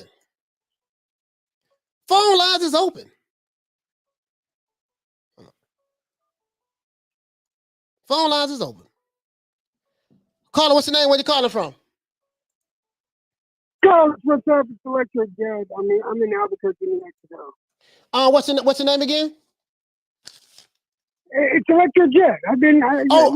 Yeah. You doing, bro? Yeah, I'm just I needed to hear you. Retro Jed, you calling from New Mexico, right? Yeah. Retro Jed, what the big read, baby? What you talking about? Listen, man, the only time that Errol Spence and Crawford are going to become any kind of superstar or star when those two idiots sign in the dotted line and give us our fight. Until then, they're not worth shit. That's it. That's as plain as I can put it. Yes, sir. I mean, of course, that's a fight that people want to see, man. But that fight ain't gonna happen, bro. And then according to I know it's not gonna happen. Jed, according to what they telling me, the they sayers, and I'm emphasizing they. You know what I mean? The they sayers. Spence is a superstar. He fights in Dallas, Texas. He has billionaire Jerry Jones backing him. and he's from Dallas, and the fight is going to be pretty much in Austin, which is pretty much Dallas. So, and he should be able to sell. He should be able to do those numbers that Canelo did. That's what I'm saying. He should be able to do that. He should be able to do that. So, well, they say a lot, don't they? They say a whole lot. Yeah. And without saying anything. Yeah. That's what they say. So I'm gonna hold them to that. I know I've been watching boxing for 40 years. I know what a superstar is. The definition that I've been hearing kind of has changed. The bar has been brought down a little lower, and I understand the narratives. So I'm gonna run with the narratives. And because, boy, I'm gonna be the first one to throw it in their goddamn face. I can promise you that. I'm gonna be the first one to blow it. Well, I hope so. I hope so, because I'm tired of their narrative. I'm tired of their narrative, because they got too much to say without saying anything. So I'm sorry. Yes, sir. Hey, Retro Jam, thank you, bro, man. I ain't heard from him since 1972, man. Where you been at? Electro, man, where you been at, man? Electro, where you been at, man? Damn. Well, listen. First of all, I hope you're feeling better, because the last time I talked to you, you were under the weather. I'm glad that you sound a lot better. Oh yeah. Yeah. I'm good. I'm good. And keep up the good work, man. Keep up the good work. Keep those receipts. Yes, sir. Show these mofos those receipts all the time. Yes, sir. Shout out to my brother, man. Shout out to my brother. Salute to Electro Jam, man. Moody Trey said Austin is not pretty much Dallas. I think you're missing the point, sir. The point is this. They're in the state. Austin's not too far from Dallas. He's from Dallas. Fighters in the stadium. Billionaire, white owner backing you. PBC. You the cash cow. You the superstar. It still should do those numbers. That's my whole point. I'm really being facetious, but what about the Dallas? Austin is pretty much Dallas. I was being facetious about that. Obviously you didn't catch that though. Carter, what's your name? Where you calling from? Roach. Big Roach. What the lick read, baby? What's happening? Man, I just wanted to call and say, first of all, y'all start disrespecting my Texas brother the way y'all disrespecting him, right? Who was y'all? Hey, we might have got a little too close to a light-skinned rapper. Who was y'all? Huh? Who was y'all? He said y'all. Who was y'all? Oh, I'm putting cases on all you motherfuckers. He said he fights in Arlington, not Austin. Thank you for correcting me, brother. I'm thinking about Arlington. Sorry about that. I've been saying Austin the whole time, but I meant to say Arlington. Sorry about that. I'm thinking about Austin because my daughter lives in Austin. But go ahead. But I mean, now I am a fan of Errol Spence. Right. So I have to say objectively that you are making nothing but correct points about this whole superstar rhetoric. Now, while I do think he has superstar talent, there is a difference between superstar talent and superstar. Because we all know you have top boxers who can't sell a damn boxing glove. So, with that being said, I do agree with everything that you're saying, and that I do think that he will do good numbers, but I don't think he's going to do numbers on the level of Canelo. Now, as far as the pay-per-view buys, he'll probably do about, I'd say about maybe 350 to 400. Yeah, about 350. Because he did pretty good with Danny Garcia. My bad, taking you off. No. Yeah, that should sound about right. The reason why I think he should do about probably about 350 to 400,000 pay-per-view buys is because I guess maybe if the boxing world is anticipating his comeback, his return, it's a unification bout. They can sell it as it's gonna be. I don't even think they're gonna sell it as one step closer to undisputed, because I don't believe that him and Crawford is gonna fight. Based on what the PBC is saying. But however they market it, I think it should pay-per-views. I haven't even talked about that, but it should. It should do about 400,000-500,000. I'd be surprised if it doesn't do that, and I'd be surprised if this fight doesn't, if the venue doesn't, if they don't sell at least 65,000 seats. I'll be surprised if that don't happen. I'd be surprised if that don't happen. Yeah, I definitely I can deal with that. But I do gotta say, I mean, I do watch LDBC channels and stuff like that, and I do like them. But again, I gotta agree with you, calling them out on their hypocrisy. You know, they always pushing these narratives about certain fighters and this, that, and the other. When sometimes that shit is not true. And again, I salute you for keeping it 100%. You know what I'm saying? Keeping it objective and everything. And shit, I'm about to get out the ground and let's get back to the show, man. Much love. Man, shout out to my brother Rose Carter from Houston, man. I appreciate that, fam. Thank you so much, brother. Shout out to Rose Carter from Houston. Moody Trey. I was saying Austin, and I meant to say Arlington. I was wrong. You was right. I'm saying Austin, but I'm thinking Arlington. That's what I was thinking. So that's what I meant by Arlington. And I was trying to say, but my daughter lives in Austin. So that's why I got confused. That's why I got it mixed up at. My bad. No, but you was right though, bro. You was right. But what I was saying though was, of course I know Arlington and Dallas, they're not same place, stuff like that. But I'm just saying that they're right there, right next to each other. So, I think that if I'm being honest, guys, I'm thinking that they can probably do about at least 60, 65. They should be able to do 70. But we'll see. I mean, just that state alone, because you're probably gonna have.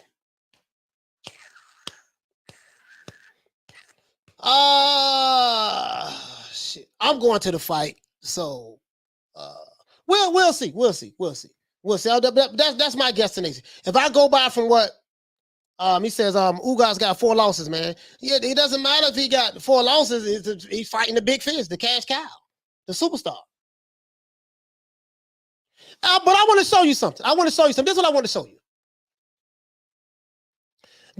show you. Yeah, I almost lost my train of thought. This is what I want to show you guys. I believe this fight is going to go 12 rounds. I think as long as Spence doesn't get stopped or knocked out, which I highly doubt that, he's going to win this fight, whether he wins this fight or not. I honestly believe that in my heart of hearts. I believe that if this fight go 12 rounds, which I believe it will, and if Ugas is winning the fight, or I think if there's any close rounds, he won't get the benefit of the doubt in any of the close rounds. I can see this fight being similar to when Ugas fought Sean Porter. Remember Ugas fought Sean Porter? I can see this fight being just like that. Now, I'm just saying that's just my opinion. You know what I mean? That's just my opinion. Got a call calling it. But I think through hell or high water, they go 12 rounds. Spence gonna win this fight regardless of what. And no matter what happened. Caller, what's your name? Where you calling from? Trap from Orlando. Trap from what the lick read? What up, man? What's going on, check this out, man. I'm going to that fight. Yeah, I'm going to. Ugas won't win a round, man. He'd be lucky to win one round. And I'm going to bet a bankroll. I'm going to win a bankroll in that fight. It's a 50-50 fight, dog. Like, I'm pretty sure that when the better odds come out, you got to look at it too now. Spence is coming off an eye injury. As a matter of fact, now I'm not trying to change your mind. Bet the whole house on it. Bet the house. No, listen. So what I'm saying is, you show how Manny Pacquiao did this, man. You look at his face after that fight. Talking about Ugas? Yeah, did you see his face after that fight? Yeah, he fought Manny Pacquiao though. Manny Pacquiao is not no slouch. You know what I mean? That's Manny Pacquiao, even though he was old. But man, Errol is gonna beat the hell out that boy. So what's your prediction? Like you just think it's just gonna be a 12 round? No, it's gonna be a domination. He might win one round. At least he might win one. He might win one. You think so?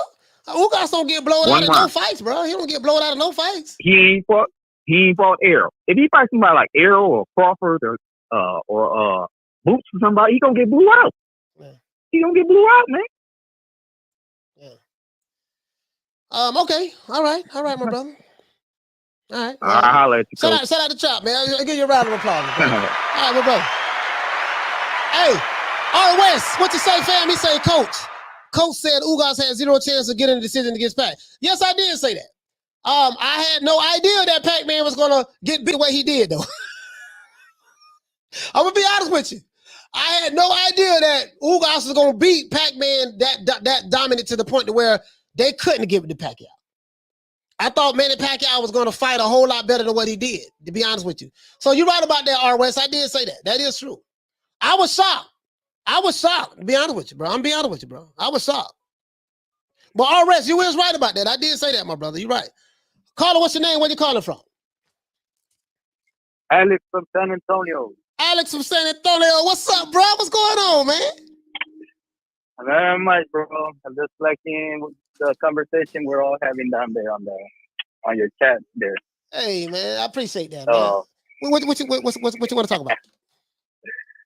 Well, I wanted to ask you, what was the total numbers on that Mikey Garcia and Errol Spence fight?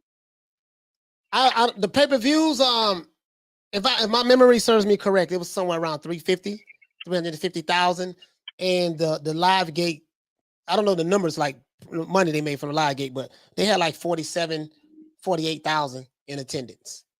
So. Oh, okay. Yeah. Yeah. I don't know how many of those tickets was comps.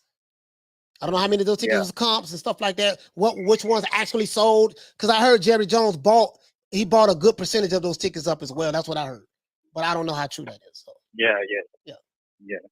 I was just asking because I know they're comparing it like, he's gonna hit those numbers or more, and maybe he might hit those numbers, but I don't think he'll do that much more or even at that level that he did with Mikey, just due to the fact that Mikey has a big following base, and also he has more following than Ugas. Hey man, from what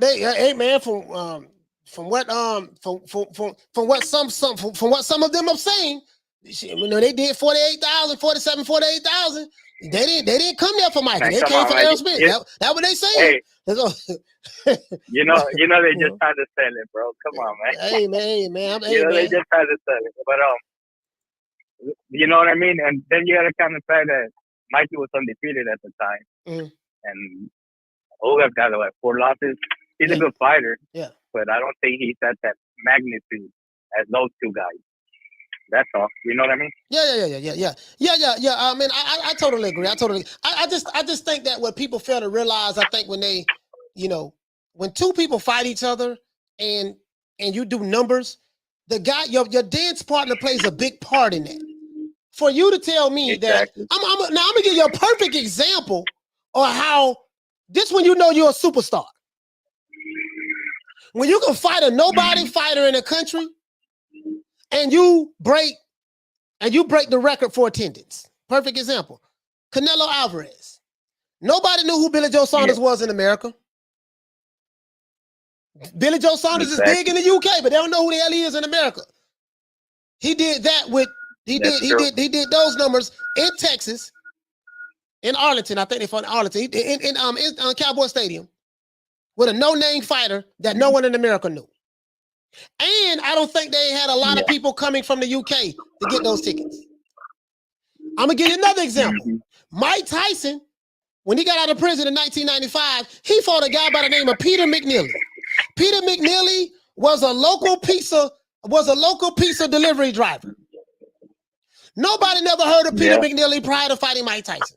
Mike Tyson did over 1 million pay-per-view buys, and the venue was sold out.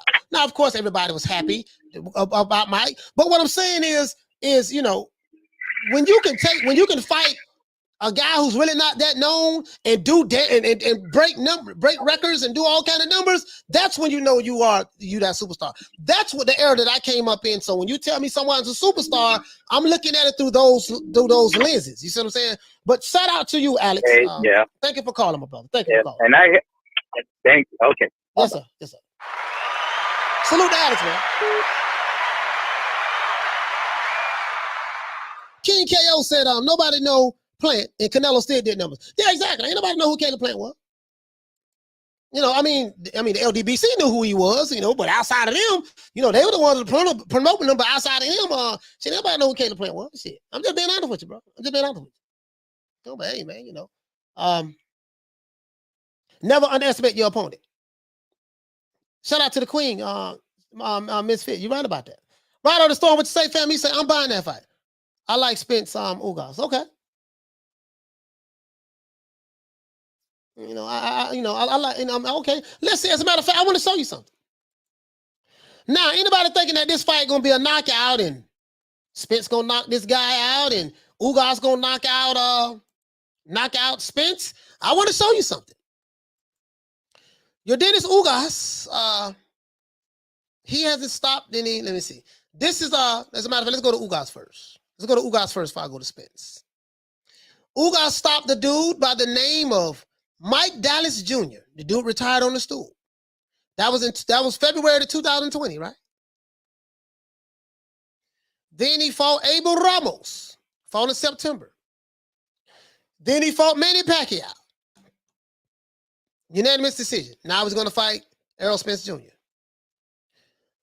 He lost to Sean Porter, split decision. I thought that he beat Sean Porter. I'm not gonna say Ugas Ugas got robbed, but I damn so thought he knocked Sean Porter down and a clean punch. Referee said it wasn't a knockdown. That's when I knew it was fixed. I told you boxing is WWE. The guy who's supposed to, and right after Sean Porter fought Ugas, he went right into who? The fight. I think he fought Errol Spence right after that. So that was the play all along. And let me see, that was the play all along. That boy got knocked down in that fight. If Ugas get that knockdown, but that's, if he get that knockdown, he win that fight. But hey, it is what it is. It's a whole lot I know about the sport of boxing now that I knew, that before then. Yeah, because he ended up fighting Errol Spence right after that. After he beat Ugas, he fought Errol Spence right after that. So the money was on Porter to win that fight. He couldn't lose. But Ugas lost this fight. They went the distance. Last time he stopped somebody, he stopped Ray Robinson, he stopped Jonathan Batista. He got a UD with Caesar. He got a split decision loss to Sean Porter. He got another UD, unanimous decision against Omar Figueroa Jr. He retired Mike Dallas. So he stopped this guy, retired him. This guy didn't get off the stool. Abel Ramos, split decision. Unanimous decision win against Manny Pacquiao, which I ain't know, he damn so did that to Manny Pacquiao. And now he's fighting Spence. So this guy doesn't have the punching power to stop anybody. So for those who say, well, shit, Errol Spence gonna be the wonder. He gonna knock Ugas out. You think so, huh? Okay, let's see. Errol Spence hasn't knocked anyone out since he hasn't KO'd anyone since he KO'd Carlos Ocampo back in 2018. 4 years ago. Almost 4 years ago. He went 12 rounds with a lightweight.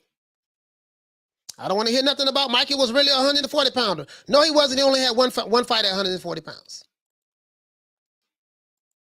He only had one fight at 140 pounds.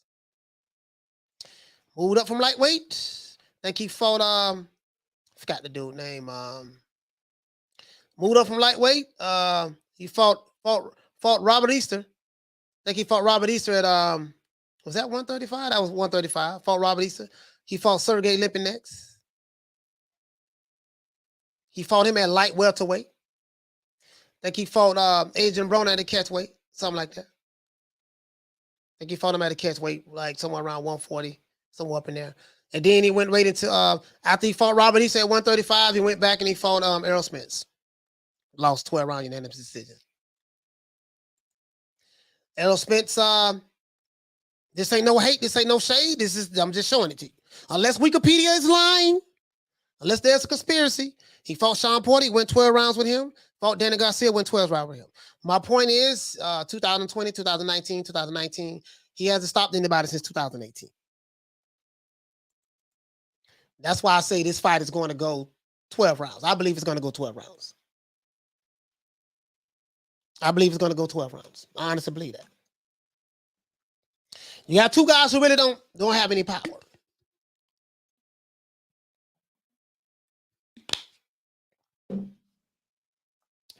He said, to be fair, Porter Spence was fight of the year. Yeah, it's fight of the year, but, you know. I'm just showing that neither one of these guys, it's been stopping anybody. Neither one of these guys has been stopping anybody. So that's all I'm saying. Neither one of these guys have been stopping anybody. So I think it's going 12 rounds. I think it's going 12 rounds.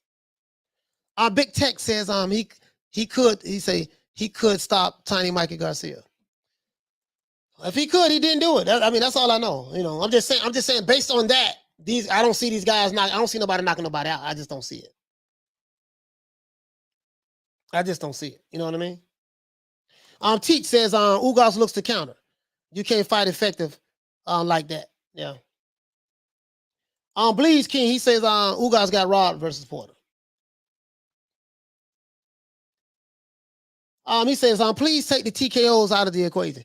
I mean, why? TKOs, it all applies. You know what I mean? Technical knockout or knockout, you know. But I get what you're saying. If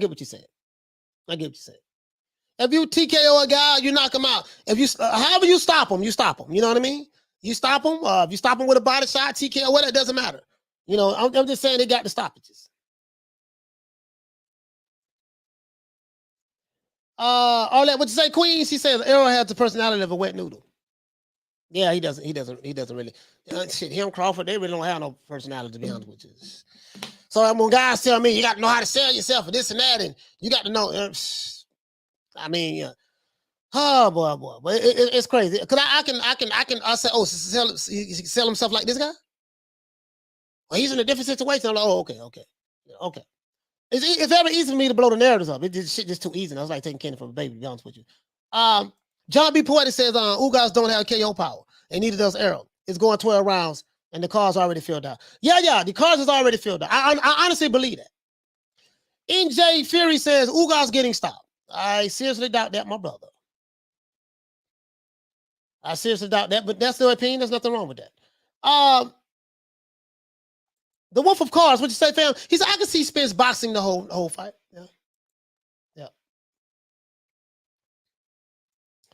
Yeah. Al Marino, what you say, fam? He said Ugas definitely got robbed. Yeah, I mean, the referee, like, remember, the referee in WWE, right? The main guy you need to watch is the ref. In boxing, the main guy you need to watch is the ref. That's all I'm going to say. You got to take the Marvin Hagler approach. I ain't letting it go to the scorecards. I'm going to stop your ass.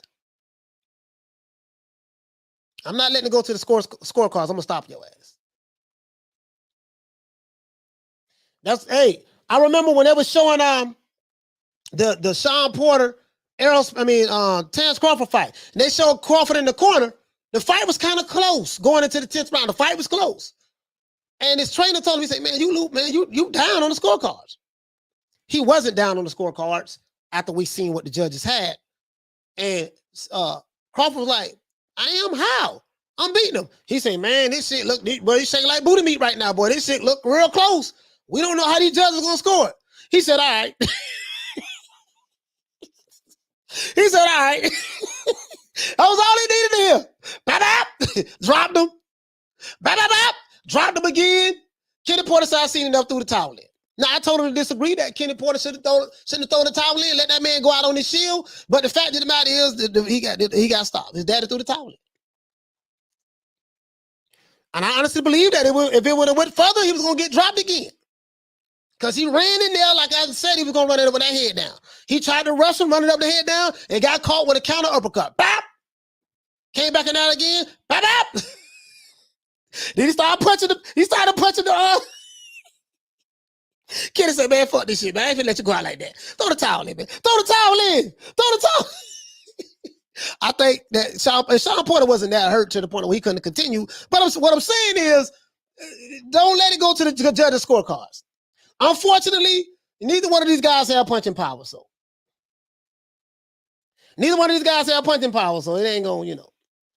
She said, Errol ain't stopping no Ugas. He said, I got money on Ugas to outbox Errol. Errol the Milk Spin. Goddamn, Arlette, man. She grave digging today. Arlette ain't playing, man. Smith, what you say, fam? If Errol couldn't knock out a fighter coming up for 130, he ain't knocking out Ugas. Shout out to the Queen Misfit. She says, yeah, the rest family members be betting for him. But y'all have no idea, bro. Knock down 305. What you say, fam? He say, don't think Ugas taking the risk of getting stopped. I don't know, man. Yeah, I just, I'm like, Carlo, what's your name? Where you calling from? You got to turn the volume down in the background. This is Ronald. Okay, hold up. You can't hear me? Yes, can you hear me now? Yes, sir. Yeah, this is Ronald from Vermont. How you doing today, Coach Malachi? Doing good, Ron. Big Ron. What's going on, fam? What's happening, bro? What you think about this discussion? I can't call it. What you think about this discussion, man? I think it's going to go 12 rounds. I'm going to go by what they are telling me. I think this fight should do at least 65,000 sold in this football stadium. The pay-per-views, I can't guess that. I'm not even going to try to do that. But I'm saying it should do those numbers. Errol Spence is a superstar. He's the cash cow. And but I don't have him stopping Ugas. What do you got to say? What do you got to say about that? What do you agree or disagree? Yeah, I like to say it. Well, I disagree on the numbers because I feel like the numbers are probably going to be higher. I'm actually surprised that you actually thought they would be lower than that. What numbers? Because it's Errol Spence and he does have a whole state. So I'm thinking the numbers are going to be higher. I just be messing around when I say like how he might only do like 50,000 numbers, but he does have a whole state behind him, and it's a bigger state than most. Yeah. And Cowboys fans, they used to losing. Like they don't care if they fight or lose or they football team lose. So I feel like it's the same way with the boxing fans. Like they still would try to support Earl, and then the whole state in itself. So I figured it'd probably be like 100,000 he might do. I'll just be messing around when I say like he might do like 50,000. 100,000? You think he's supposed to do 100,000? It's a big state, man. Texas is a big state, man. Oh, boy, I really feel like he's got that many fans. No, I ain't going that far. Yeah. He said Errol the pound for pound, A-side superstar Spence. Sport icon. You hear him out there in the crowd? They don't care if he lose or win. They support him. I give them that. Hey, let's get Sport icons a round of applause.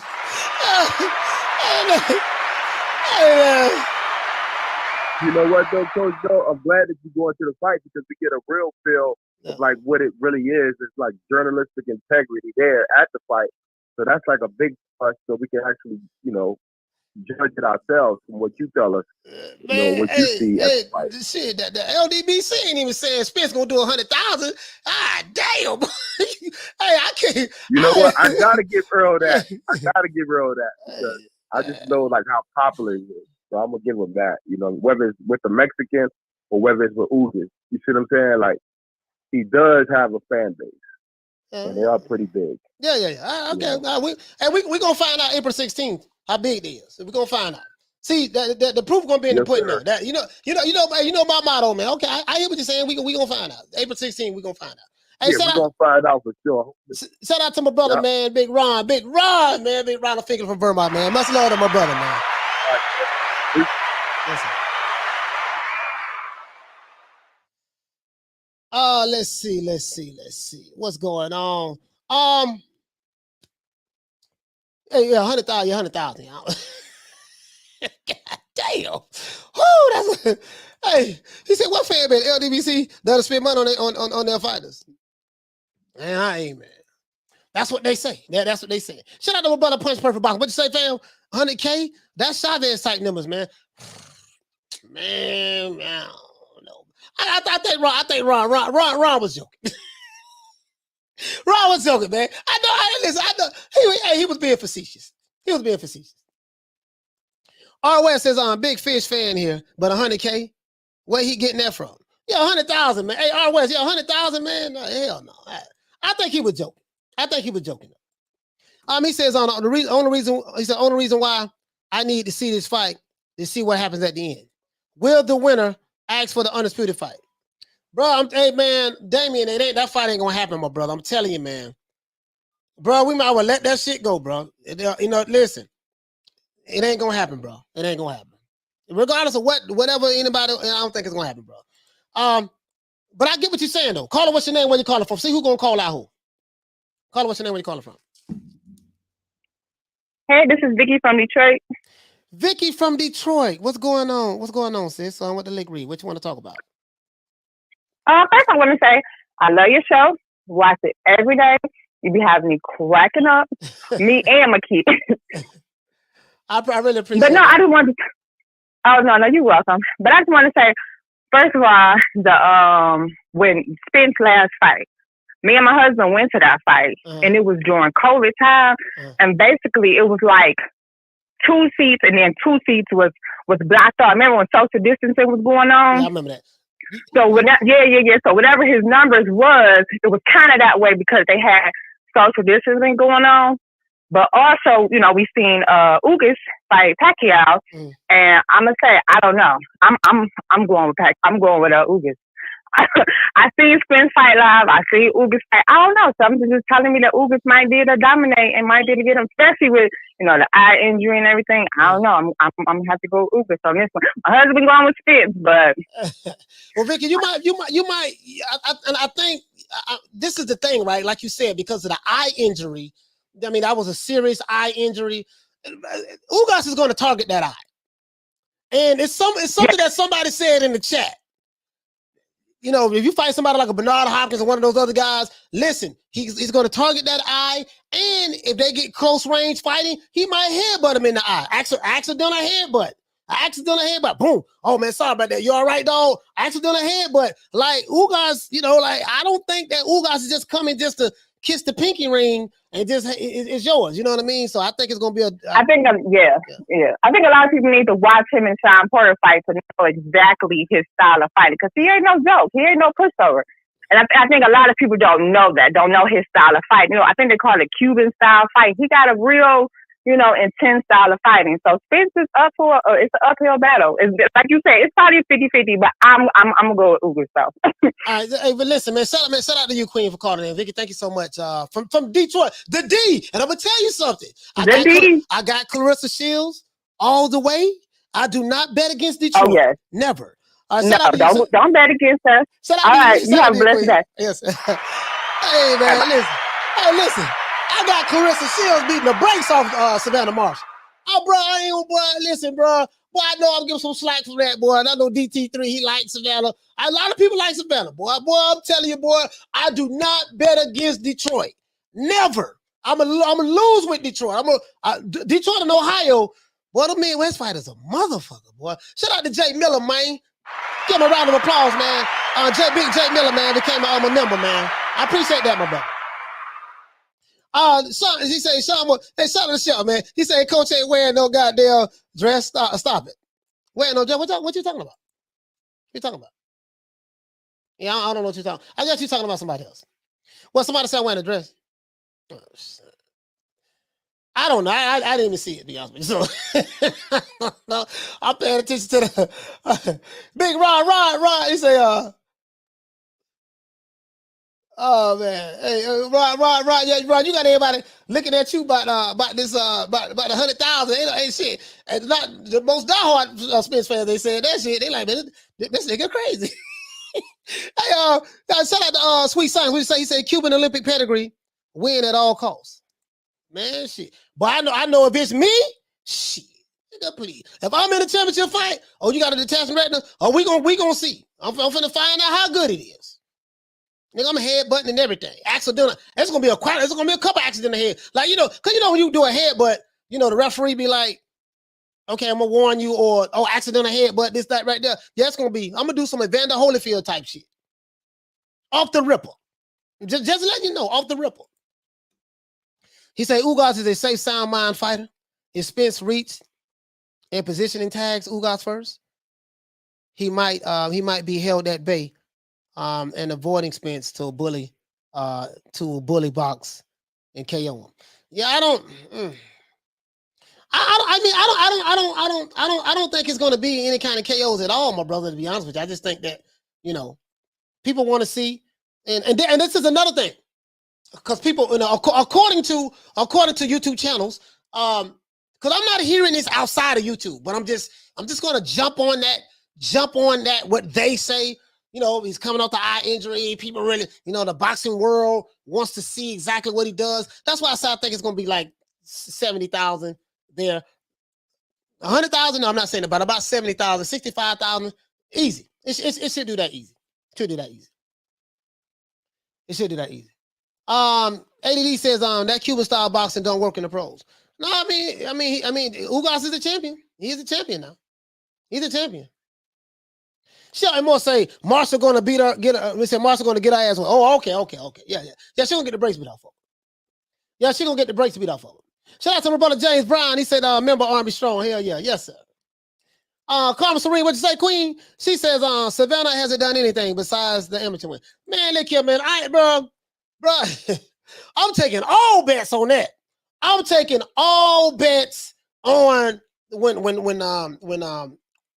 my girl from the Big D, Detroit, Carissa Shields and Savannah Marshall fight. I'm praying like hell Savannah can win this fight coming up. Oh, Lord. As a matter of fact, let's look at this here.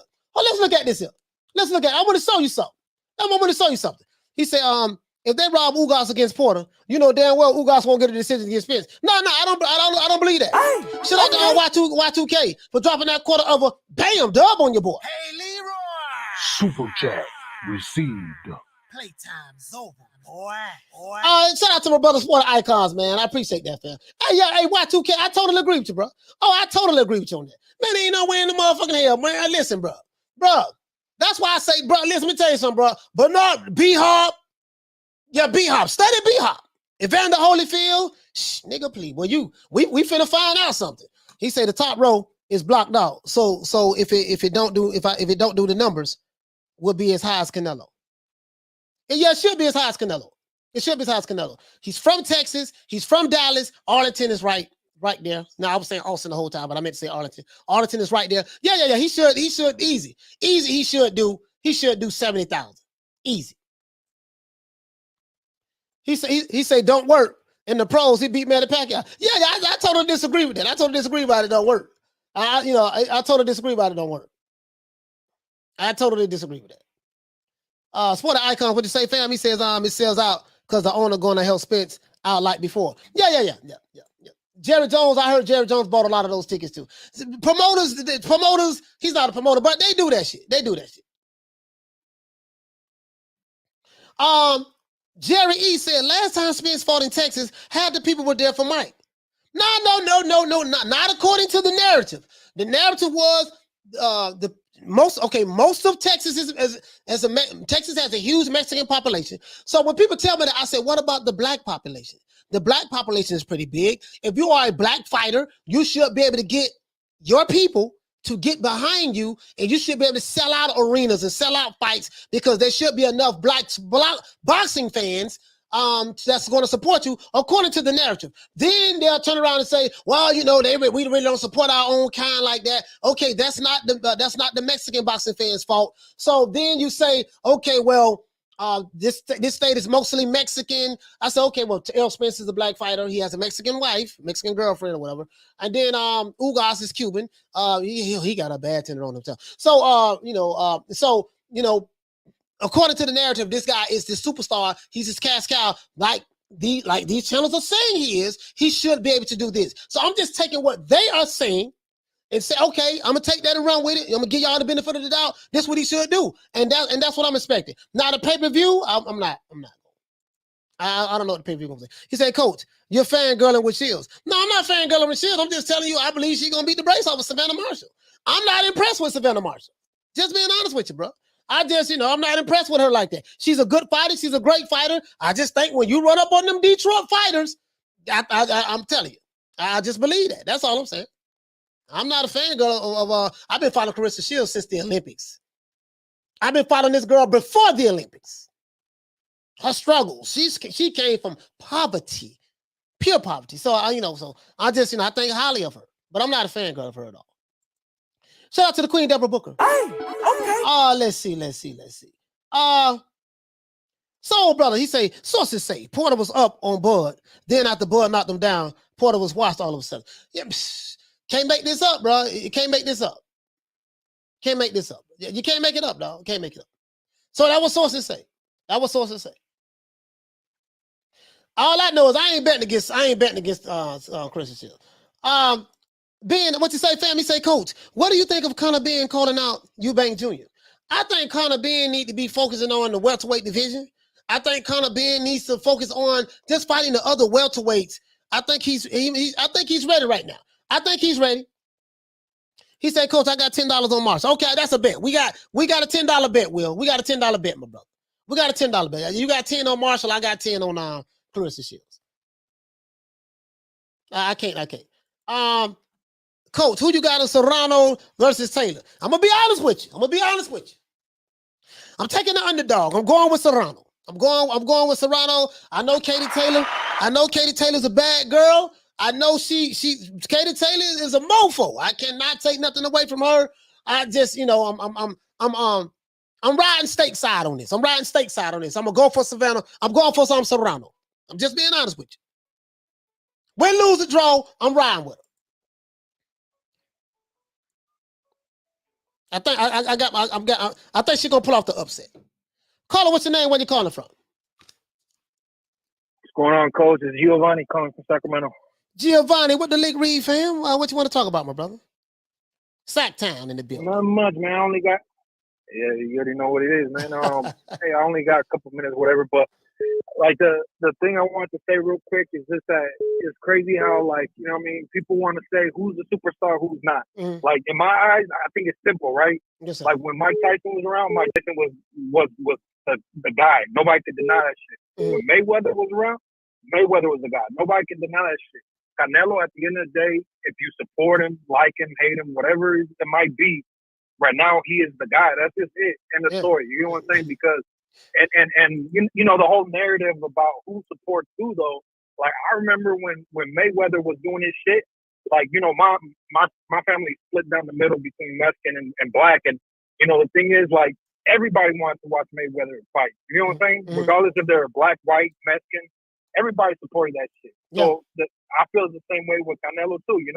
And the thing is also with Mayweather, I remember so many people they also wanted to watch it just because they were hoping Mayweather lost. And I know that's the same way that Canelo does have the people who buy and support because they want to see him win, but then he still has that whole demographic of people buying the fights too that are just hoping for him to lose.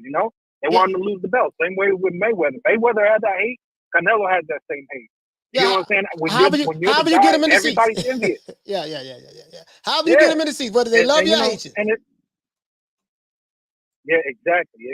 And at the end of the day, I do think the Spence fight will do good, but it's just not on the same level as a Canelo fight. Like you said this before, he could have fought you last year, and it still would have done 800,000 buys or some shit. You know what I mean? Because like, who the fuck is this guy he's fighting? And people will want to watch it just based on fight Canelo. It is what it is. Mayweather right now, regardless of who he's fighting, I heard he's trying to fight some YouTuber. I've never heard of this YouTuber, but guess what? I'll probably watch that fucking fight. I don't know why, but I'll watch it because it's Mayweather. You know what I'm saying? Same way with Canelo. He'll fight anybody and everybody will see him. So, that's just what it is. Everybody has their moment, and I just think it is what it is. The next superstar will come. I mean, Canelo's not going to reign forever. Same way Mayweather, Tyson, anybody else never reigns forever, But, I don't know. I just think it's crazy, the whole narrative about, only demographic support. Like, I don't know. I think it's crazy. Go ahead. Sorry about that.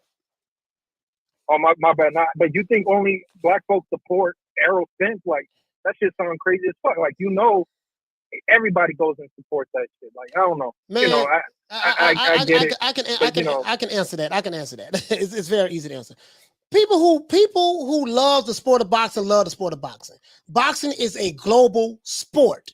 You have some people who want to make it something that it's not in order to fit their personal worldview, how they see the world, and they try to project onto everyone else how they see the world, and they only see things through the limited scope of their of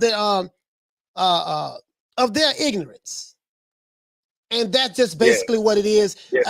So it's so easy to debunk these guys, people who push this stuff. It's very easy. It's like this shit. Like I'm like, oh god damn! Remember Neo in the Matrix when Agent Smith? I think it was in Matrix 2 where Agent Smith, the three agents, was shooting bullets at Neo, and he turned around and he held his hand up. He stopped the bullets and grabbed the bullets, look at it, and then when Agent Smith ran at him, he would block everything he threw. Then he turned to the side, wasn't even looking at him, and with the block and everything. That's kind of like how I am with these narratives. This shit just too easy. But yeah, shout out to you, Giovanni, man, my brother from Sacktown, man. Let's give him a round of applause. Yeah, shout out to you, Coach. Yes, sir. Shout out to Giovanni. Don't worry about the narratives. Don't worry about the narratives. Don't worry about the narratives. This guy here says, let me address this brother. He said, boxing is about race. Let's not pretend. Prove it to me, sir. Hawkeye, call in. Phone lines are open. 530-494-9636. Sir, prove it to me. Prove it to me. Give me an example. Of 2022, in 2022, tell me how boxing is about race. Talk to me. Caller, what's your name? Where you calling from? What's up, Coach, man? It's me, man. Cassidy, man. You know I'm going to call in and give you my 1-2 piece, man. Cassidy, what's going on, my brother? Cassidy, man.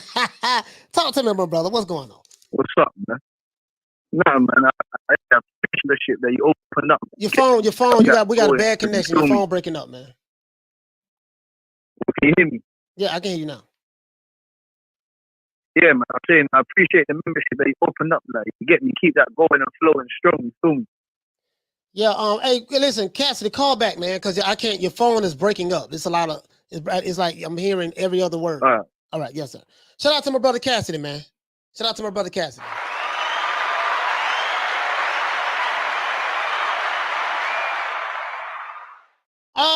Mark Nash in the building. I didn't even see Mark Nash. Salute to my brother Mark Nash. Mark, I didn't even see you, bro. Phone lines is open. What about brother Hawkeye? You say boxing is about race in 2022. Show me. Give me an example, bro. Give me an example.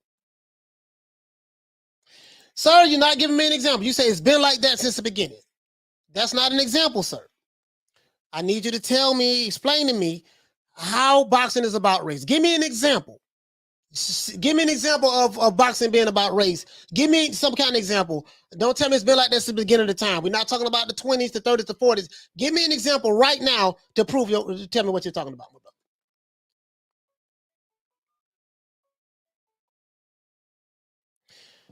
Caller, what's your name? Where you calling from? Can you hear me? Can you hear me now? I can hear you connection good. better now. Yeah, I can hear you good now.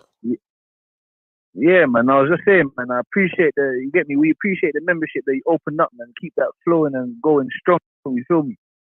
Yes, sir. Yes, sir. Yeah, I had to, man. I wanna. We're gonna do some members only lives. We're gonna do members only live shows, and we're gonna be able to just talk about more than just boxing. Cause I have so much more to offer, and my family, you have more to offer than just talking about boxing sometimes. So I just want to be able to do that, man. I want to take this shit to the next level with us, man. I love y'all. I love the family, the subscribers, New Media Today USA Boxing family. I really do. You guys have rocked with me, supported me. We lost some along the way. You know what I mean? Ashes to ashes, dust to dust. Got rid of some fanboys. You know, went through some attacks. I went through some wars last year with certain YouTube channels and clicks and crews and certain fanboys of different fighters. Went through some wars, but I think that I proved that I'm battle tested. The old boy here to stay, and I appreciate that. So go ahead, man. Go ahead. Yes, man. Yes, man. And about the Spence and Crawford, man. That you already know, Coach. You said it already. That we've come to the conclusion that fight is never ever gonna happen. Al Heyman doesn't have any money left in the bank. There's no money left in that fight. Crawford thinks he's the A side, and that's not. That fight is never gonna happen. It's never ever gonna happen. And then People are saying, well, allegedly they're saying that he should go with a 2-3 fight deal with the PBC in it. He should go sign a 2-3 fight deal. If he loses the Spence, he can get a rematch. Who's saying that? Who's saying that? Who's saying that? You know these other punks on the other channels, man. I just want to clarify. Yeah, go ahead. Yes, man. No, I'm just saying, man. You know, they're allegedly speaking, he should take the 2-3 fight. Well, Eddie, that white devil, Eddie Hearn said that he should take this. He doesn't have the money to offer Crawford, innit, to go and fight Spence. So it's all about the money situation, that part, innit. You already spoken that with Adrian Broner and those type of things. But we need to come to the conclusion that the fight that we want to see ain't gonna happen. Errol Spence should stop Ugas. Ugas, he's struggling against Sean Porter, man. But obviously, the styles make fights. We understand that, but hopefully it will be a good fight. I want to know what the undercard is to that fight. We'll find out. What the undercard is to that. Yeah, we'll find out, Cass. And the numbers. Yes, and the numbers to that Keith Summer fight. We still waiting for that, boy. Yeah, waiting for you to tell us that, coach. Yeah, we'll get Drop it. that bombshell on us. We'll get. I'm gonna get Rick Glazer back on here. We'll get it. We'll get those numbers. Yes, coach, man. And I'm gonna. Hey, that jacket that you're wearing there. Yeah, man. That you're wearing there. Hey, man. Hey, but listen, Cassidy, man. Thank you for calling in, brother. I'm gonna keep the phone lines open, okay? No problem. Salute, no problem, man. Salute to my brother Cassidy, man, from London. Yes, sir. Shout out to my brother. That like button. Yeah, hit the like button. If you're new to the channel, please subscribe with the like button. If you're new to the channel, please subscribe with the like button. But my brother, he says, okay, do Americans support Wilder? Sir, you're running around in circles, sir. I believe in, bro, I'm gonna tell you something. When you talk to me, I believe I speak directly. I don't answer questions with a question. You said that something about race matters in boxing and it always has and all that stuff there. I asked you to give me an example, sir, and you still have to give me an example. Do Americans support Wilder? I'm finna show you how dumb this is. You have channels on YouTube right now that are from America and they support Wilder. So yes, Americans do support Wilder. People who love the sport of boxing. What are you talking about, sir? He says, please, not Rick. Yeah, I mean, I want to know the pay-per-view numbers. That's all. I know Rick. I understand Rick Glazer. He has his agenda and stuff like that. Trust me, I get it. I do get it. But I still want to know the pay-per-view numbers because I don't believe Jay Miller. I don't believe that Fox are going to release, PBC is going to release those numbers anyways. They didn't release it with they didn't release the numbers with Ortiz and Martin. They didn't release the numbers. Showtime didn't release the numbers with Tank and Esau Cruz. More than likely, they're not going to release the numbers here. So it is what it is. He said race only matters to those that have hate in their souls. Facts. Yeah, I'm like they never answer the questions. They never answer the questions. Never. And this is some alphabet boy shit. This is what they do. Because this is where it's coming from. They never answer the questions. You say, give me a direct example. An example. I'm gonna help you out. I'm gonna help you out. An example of race being a part of the sport of boxing, relevant in boxing, and in boxing, and that determines whether a fighter wins or loses or not. An example would be this. Black guy comes in the ring with the white guy. Black guy comes in the ring with the Mexican guy. Black guy is beating the brakes off the Mexican guy. Knocking him down 4 or 5 times in the fight. Clearly beat him, right? Outlanded 200 punches it is. Clearly beat him. You know, stuff like that, right? And the judges say, hey, you know what? We'll give it to the other guy. You're like, wait a minute, man, this dude scored 2-3 knockdowns and this and that, and this guy's face is all busted up, and this guy landed less than 100 punches, this guy landed 300 punches. You know, like, you got to give me an example. I'm helping you out right there. You said it's always been like that since the beginning of the time, so you're talking about the Jack Johnson days and even before Jack Johnson and stuff like that. Give me an example of something similar to that, my brother. That's all. He says, confirm you want to bet. I was on the tractor. Yeah, I only bet people who I betted in the past. So, I don't know if you're talking to me. I only bet people in the past, so I know that's gonna pay. I betted people, as I know the people who I bet, I know they pay. The ones I bet. He said, come on, I'm 44, not young. Okay, well. He says, can we really trust Rick? I'd rather use my common sense. If they don't announce the numbers, the event flop. Yeah. No, you're right about that. You're right about that. If they don't announce the numbers, and we know the number, if they don't announce the numbers, it flops. But the reason why, I like that, because I'm gonna give you a perfect example, Damien. When it was put out on Twitter that Tank them did 52,000, you had a lot of people saying that was hate. That's not true. But my common sense told me, like you said, Damien. My common sense told me that, okay, well, they released the numbers last time when Tank fought Mario Barrios. They jumped out 2-3 days. We found out what those numbers were. But when he had this fight, and then, again, this wasn't Tank's fault. Not saying that this wasn't Tank's fault. Tank was put in a bad situation. He was put in a bad situation, to be honest with you. It ain't fault on, that wasn't Tank's fault. All of a sudden, they go radio silent. They always say to release the numbers when they do good. So that's all I'm saying. I just want to hear what he has to say. Whether you like him or not, like Rick Laser or not, is irrelevant. You know what I mean? I talk to people all the time, so. Well, we can Pernell Whitaker versus Chavez. Facts.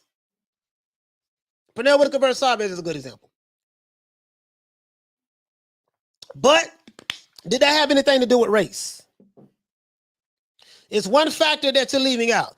Julio Cesar Chavez was a Don King Promotions fighter.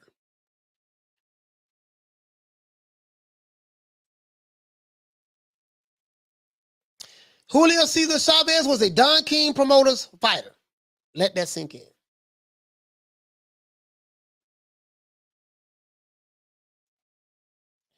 Let me say, Coach, confirm you want to bet. We can bet $20. Drop your cash app down there. Drop your cash app. Matter of fact, is it send me an email? Because I never betted you before, so. I bet you $20. I got Savannah. I got Clarissa Shields.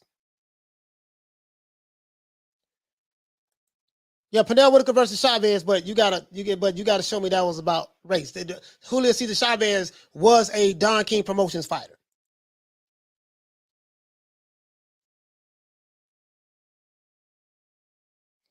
The brother ain't gave me no example, so what you probably need to do, my brother, Hawkeye. You probably need to go to the LDBC channels. I can give you a good reference if you're not already over there. You can go to BFTB, you can go to Trill, you can go to Officer Drew Titan, you can go to, if you want to talk race and race and everything, racism, white supremacy, you probably want to go there, sir. Because you still have not given me an example. Still haven't given me an example, my brother. And you guys never do. And my phone lines is open, 530-494-9636. You can call in, my brother. Call in, my brother. He say Taylor versus Chavez. Richard Steele was a black. Hold on. I'm finna stop this right now. Richard Steele was the referee who refereed that. Black man last time I checked. Black man. Don King Promotions. Julio Cesar Chavez was a Don King Promotions fighter. Richard Steele was the one that waved that fight off. A black referee. You're gonna have to explain to me how racism played a part in that. You're gonna have to explain to me, like you're gonna have to I don't, this is not the Jack Johnson days. Those are not good examples. Pernell Whitaker, he did. If you look at fights that Julio Cesar Chavez had, you can't forget that Don King was the promoter. Like, I think y'all omit that's a key part in that whole thing. Key part in it.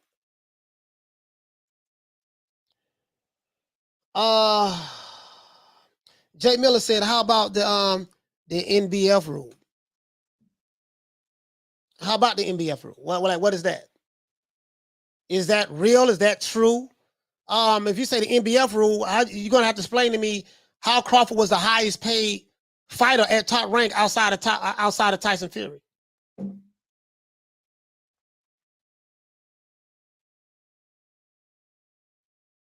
That's what you're gonna have to explain to me. If that's your argument. How Crawford was the highest paid fighter at top rank outside of Tyson Fury. So how did racism play a part in him making more money than any welterweight from a guaranteed purse standpoint than any welterweight in the welterweight division? Show me how racism played a part in that. You can say, well, he didn't get the Manny Pacquiao fight. Okay, he didn't get in the Pacquiao fight. What about the Errol Spence fight? He's a free agent right now in the black company, really a white company with black face. They don't even want to fuck with him. So you're going to have to explain that to me. That's all. Phone lines is over. Y'all call in, man. Jay Miller, Hawkeye, call in. You talk to me. Maybe you can convince me of something, bro. Maybe you can convince me of something. 530-494-9636. I'm going to listen to you. I'm going to listen to you. I know where you're coming from. I know the playbook. Trust me, I know it very well. I know it very well. But you can't defend your position, though. You know, you got to do a better job in defending what you're saying. Like, you know, show me, like, you know, you showing me a couple matches where you thought that it was some robbery going on. And I do agree with that, you know, but you got to show me how well racism had played a role in that. When you had a black promoter who was promoting a Mexican fighter and they had a black referee. Explain that to me. And you're dealing with Don King, who I loved. He gave the fans what they wanted, but he was probably one of the crooked promoters in the history of boxing. One of them, Bob Arum, and the mafia and all that stuff back in the day and stuff like that. We know boxing is a corrupt sport right now to this day, even the sanctioning bodies. But you're going to have to, please educate me, my brother. Educate me. Educate me. I want to hear from you. Caller, what's your name? Where you calling from? It's Alex from San Antonio again, coach. So Alex, what's going on, my brother? Talk to me. I had a call back, you know, that guy saying it's all about race and all that stuff. And I don't agree with that because the real boxing fans, we know it doesn't matter who's in there. If they bring in good fights, it's gonna sell. And it's not about just race. You know what I mean? Yes, sir. Yes, sir. Yeah, like for instance, Hagler, Leonard, De La Hoya, Chavez, Barrera, Morales. You can keep going on and on and on. Those ain't about race. It's just about the glory, you know what I mean? The excitement, legacy, and of course that bag. You know what I mean? Mm-hmm. Mm-hmm. Yes, sir. Yeah, man. Thank you for calling in, my brother Alex. Man, I'm just trying to get them to prove a point. Because when they say shit, I challenge them on it, and I just need some examples. And they can't give me an example. They can't give me an example. I know the playbook, but thank you, hey, Alex. Thank you so much for calling in, my brother. Thank you. All right, man. Appreciate your show. Love it. Yes, sir.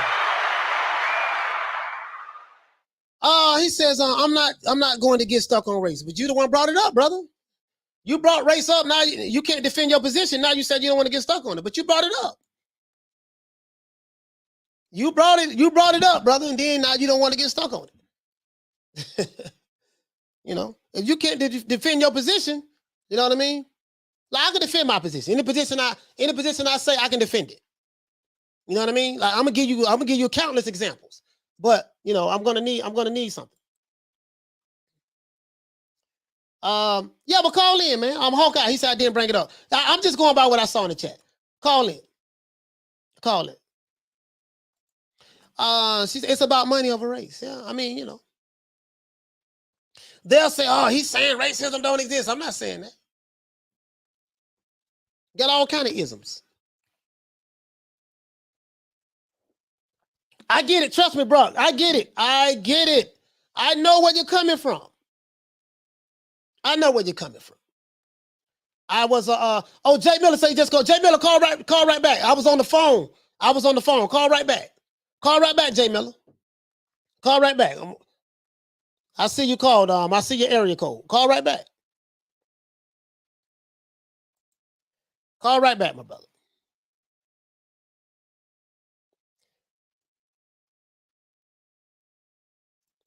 He said, Coach, what's your position? My position is this is not the 20s and 30s and 40s. That's my position. My position is everything isn't I'm not race obsessed like I was when I was in the Nation of Islam for 25 years. My position is if you say something, you got to know how to defend your position. That's my position. Because you leave out a lot of factors when you say stuff. It's just about the person's skin color. I mean, you got to show me that. Caller, what's your name? Where you calling from? It's Jay Miller from Baltimore. What's going on, Coach? Jay Miller from Billimore. What's going on, fam? Talk to me. Nothing much. I was just talking about the NBF rule. Were you saying that it's not real? No, because I don't know why Cameron Duncan would lie about. No, I'm not. The sign that they had on the up. Yeah, I'm not. No, I'm not saying it's not real. I'm saying that's what Cameron Duncan is saying. That's what Cameron Duncan is saying. My thing is, that's what he said. The NBF rule means what? What does it stand for again? No black fighters. No black fighters. Yeah. Okay. They were saying if they had like a promising, up and coming, I guess white fighter or a fighter is not black. Well, I guess it could even go for a black fighter, honestly. I mean, but they were strategically. Go ahead. I was going to say they would strategically maneuver them around other black fighters, so they wouldn't have to face the black fighters. So to me, that's clearly about race. Like, so no. Does it get So let me ask you a question. So how would you explain the situation with Crawford not being able to fight? He fought Mean Machine. Mean Machine was white. He's fought as soon as he came into the welterweight division, he fought the guy who beat Manny Pacquiao, Jeff Horn. Jeff Horn was white, and he became a champion. Yeah, but you got to think these aren't Jeff Horn and Mean Machine aren't the guys that they're trying to push. They aren't the Lomachenko's. They aren't. Trying to think of another up and coming young white fighter right now. Give me an example of becoming one young white fighter. Give me an example of becoming a young white fighter. I would probably say the most recent one I could think of is Lomachenko. Okay. All right. Yeah. And that's probably the most recent one. And from what Cameron Duncan was saying that, and I'm paraphrasing because I didn't see the interview. So from what I'm hearing, he's saying that Top Rank had a practice to where they discriminated against black fighters and they would not allow black fighters to fight their white fighters. Yeah, certain fighters. He didn't necessarily say that white fighters, but he said certain fighters that they had a sign, literally they had a sign on the wall that said NBF that stood for no black fighters. Has this been has this been confirmed? Because that's because he said it. Like, I don't know why he would lie. Yeah, I understand. Well, people lie all the time, though. And then I asked him. Go ahead. No, I would say then he had an interview on the Boxing Voice, right? And then I sent them the request and asked him. I said, "Does the NBF rule still exist?" And then he was like, "Oh, I don't even know what that is. I don't know what you're talking about." When he was just recorded on Barbershop Conversations of him saying, literally, it's him, his voice. He's interviewing Cameron Duncan, and he said that they had a sign on the wall. And then when he went on the Boxing Voice, he was act like he was totally oblivious to it. All right, so let's stop. To me, it's like let's stop right there. Let's stop right there. So he said two different things on two different platforms. He said, he said on one platform, Top Rank had the NBF rule, meaning no black fighters allowed, and he said it, and you believed it. No problem with that. Right, because my thing is, why would he lie about that? Okay. That's like, he has no reason. I got you. Why would he lie about that? But then he goes on the Boxing Voice and he lies about that. Right, and he had a reason to. It's a bad look, So I can understand why he would lie about it, but I don't understand. It doesn't make sense to me why he would admit something like that. So in one breath, you believe he wouldn't lie about Top Rank having a no black fighters rule in they wall, but then in the next breath, when he says he doesn't know anything about that, you're saying that you don't believe. Like, how do you determine which lie to believe? Because it's like an admission of guilt, right? It's like an admission of guilt. Let's say somebody cheats on their girlfriend, and they admit to I cheated on you, such. And then in another conversation, it was like, man, you admitted to cheating. No, I didn't. I didn't cheat on you. Like, which one you gonna believe? Could it be? Let me ask you a question. Because if you believe that, there's nothing wrong with that. Nothing wrong with that. If you believe that, could it be a possibility that he could have lied about the NBF rule? Anything possible. I doubt it, but anything's possible. Okay. All right, so all right, with this, man. Thank you, Jay Miller. I appreciate that. Now, as it relate to, well, no, you didn't say it in the chat. You didn't say that in the chat about the racism that's going on in boxing. Now, hold on. As a matter of fact, I can pick it back on that. No black. I just gave you 2 examples. Okay, you had a white fighter by the name of Jeff Horn that Top Rank had. Terrence Crawford fought him and beat him. Then you had another white fighter by the name of Mean Machine that dropped Terrence Crawford. Terrence Crawford stopped him and beat him. So you're saying they had a rule where any up and coming white fighters. The only problem is if you look. No, not any up and coming white fighter. I mean like a promising prospect. You know, Jeff Horn and Mean Machine, they weren't like promising prospects. You know that they were going to invest a lot of money to in the future. So Crawford is their guy. So did he give any examples of? Let me give you an example. This particular fighter of a different race was the promising prospect, and Bob Arum said we would not allow this guy to fight this fighter over here because we don't want the promising. Did he give any examples? I would have to go back and listen to the interview. I'm not sure. He may have, but I don't know. But it's on YouTube. You know. Yeah. Fred Barbershop. Fred Barbershop. I'll check it out. Hey, but thank you, Jay Miller. Thank you, my brother, for calling in. Yes, sir. All right, bro. From B-More. Yes, sir. Yeah. Jay Miller from B-More. Let's see. You guys get what I'm saying though. Like I'm, one thing about me, I'm a stickler for language. If a person says something, I listen.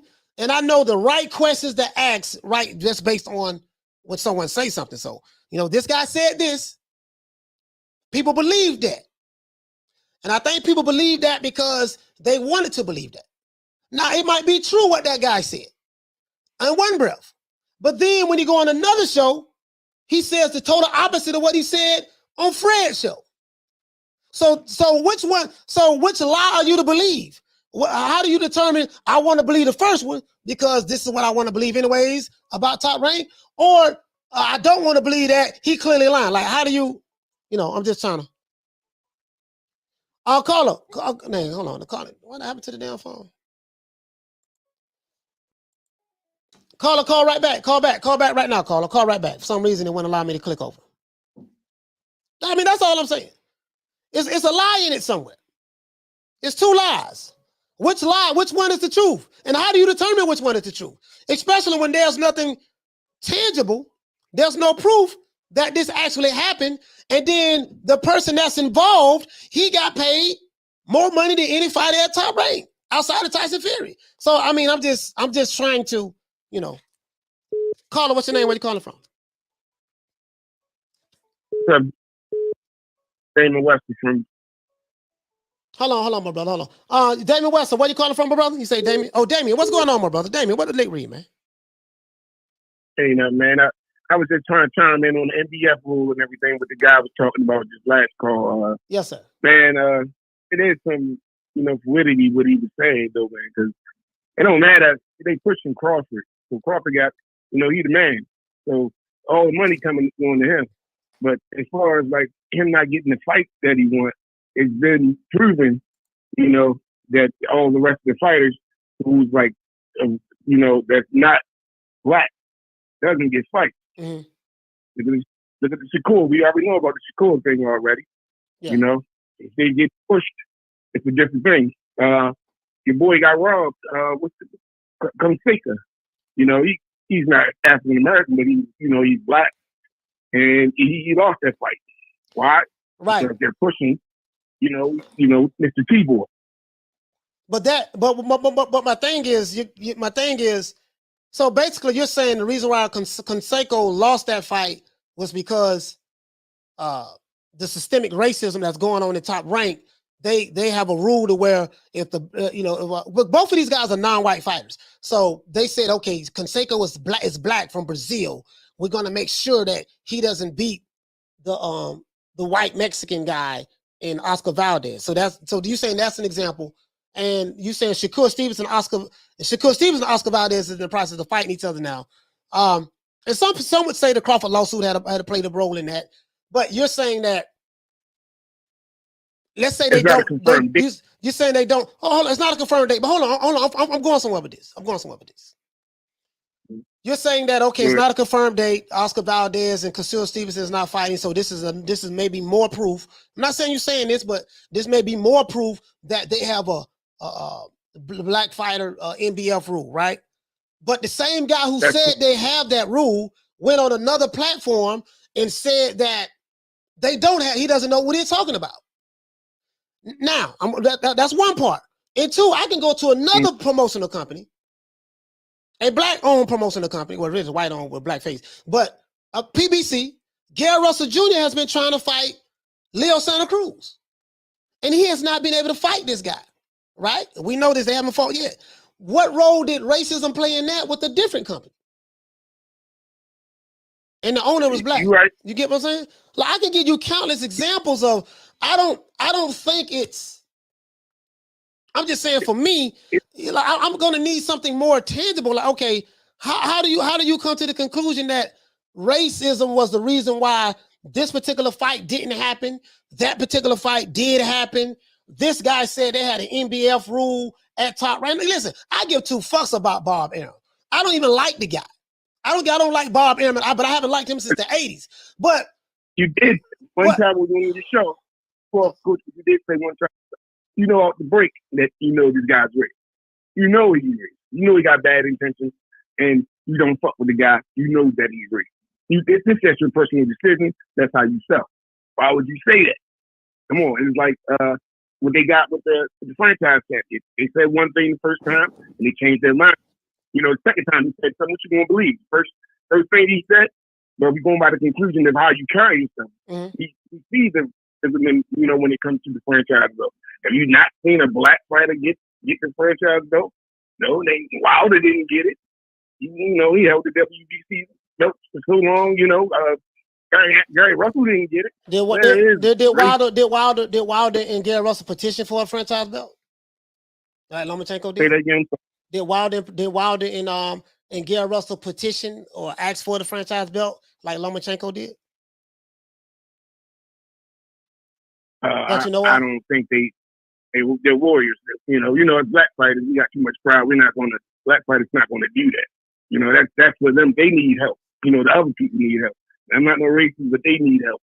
TD, all that stuff like that. So they don't look at us as like need the help. They need the extra help. So it is. You cannot deny there is racism in boxing. There'll be okay, but my this is why I'm lost. This is why I'm lost at.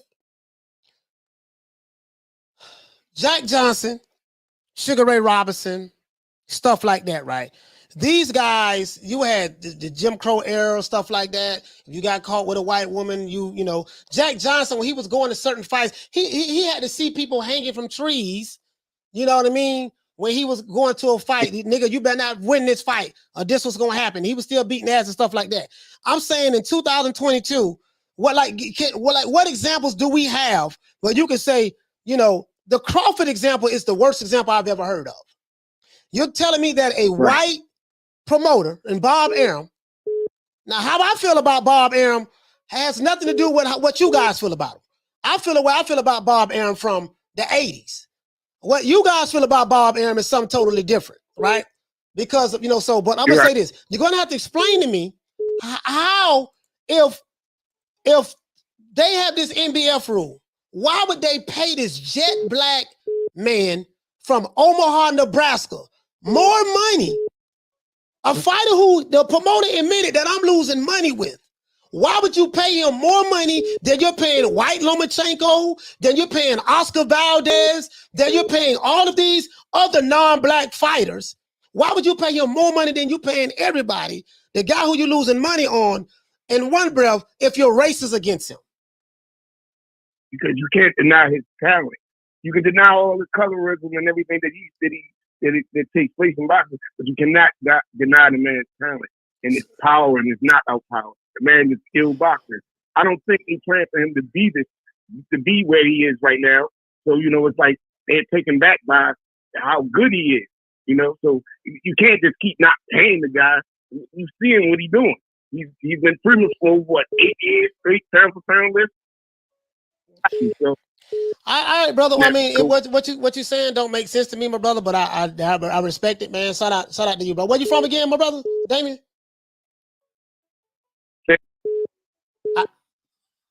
Okay, shout out to you, my I brother. appreciate you. Yes, sir. Yes, shout out to you, my brother. Shout out to you. Hold on. Yes, sir. Call. Hold on. Oh man. Call back. Call back. Sorry about that, call. I was trying to click over, man. I'm sorry about that. Call right back.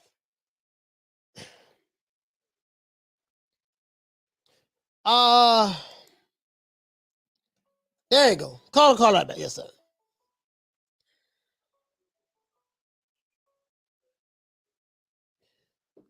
Caller, what's your name? Where you calling from? This is VA money. VA money. What the link read, fam? What you want to talk about, my brother? I was talking about this issue on race within boxing. Y'all told me to show it to the ratio. Go ahead. Huh? Go ahead. No, I said they told me to show it to the ratio. Go ahead. Let's talk. So what I want to say is, as race is inaccurate as a term anyway. It's like a concept that would have been kind of relevant probably 1,000 years ago, but it's not necessarily relevant now because you're a black guy. You probably never been to Africa, or if you've ever been to Africa. No, I never been to the continent of Africa. I never been to the continent. All right, so but you have the look, but you're not an African. So race, I would say it's not an accurate term, right? So in boxing, what they probably should be using, the term they probably should be using is our ethnicity and also nationality. Those are what drives different things in boxing, right? So the reason why Don King is going to favor Julio Cesar Chavez is because Julio Cesar Chavez will be a more profitable fighter for him. And as you can see, he's an all-time great fighter, and he has fanatic fans even to this day. They're even fanatic about his son. All right, so that was smart. Bob Arum did the same thing. Well, to speak on the argument that you guys are currently having, you say that give an example of this kind of. Hello? Yeah, go ahead, brother. Go Hello? ahead. Go ahead. I hear you. Okay. Go ahead. You were saying like give an example for this kind of dynamic of boxing today. In 2022, yes, sir. There's many examples. Scott Quigg. Did Scott Quigg ever fight Gary Russell? No. Who? Did Scott Quigg ever fight? Exactly. Did Scott Quigg ever fight Rigondeaux? No. Did Carl Frampton ever fight Rigondeaux? No. Did Carl Frampton ever fight Gary Russell? No. Did Josh Waring ever fight Gary Russell? No. Did Adam Ramirez? No. Leo Santa Cruz, Rigo, or Gary? No. But how? So, we actually. Go ahead. Hello? Yeah. No, go ahead. Let's talk. Go ahead. So I was saying. So we could. It's not as simple as just race. There's actually some business behind it, but it's not that much business. When you say that Terrence Crawford is the highest paid fighter outside of Tyson Fury or Top Rank, well, name me another fighter on the roster of Top Rank that outside of Lomachenko. You know what I mean? If you don't even know what Scott Quigg is, you probably can't even do that. I would have to look at their roster, but I know they got Jared Anderson. They have Teofimo Lopez. So they have Teofimo Lopez. Exactly. Let's see. They have quite a few fighters. They signed the brothers that came out of the Olympics. So did Teofimo Lopez fight what's my boy name at 135? Devin Haney. Did he fight Devin Haney? No. Yeah, but Lomachenko fight Devin Haney. But my thing is, you're still not proving your point. Both of them.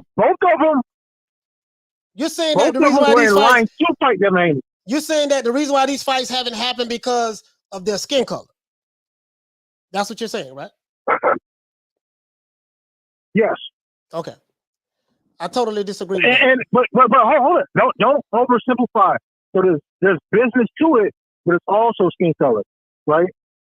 So Rob Harum wants the Terrence Crawford Errol Spence fight. Okay. Why doesn't he also want the Lomachenko Devin Haney fight?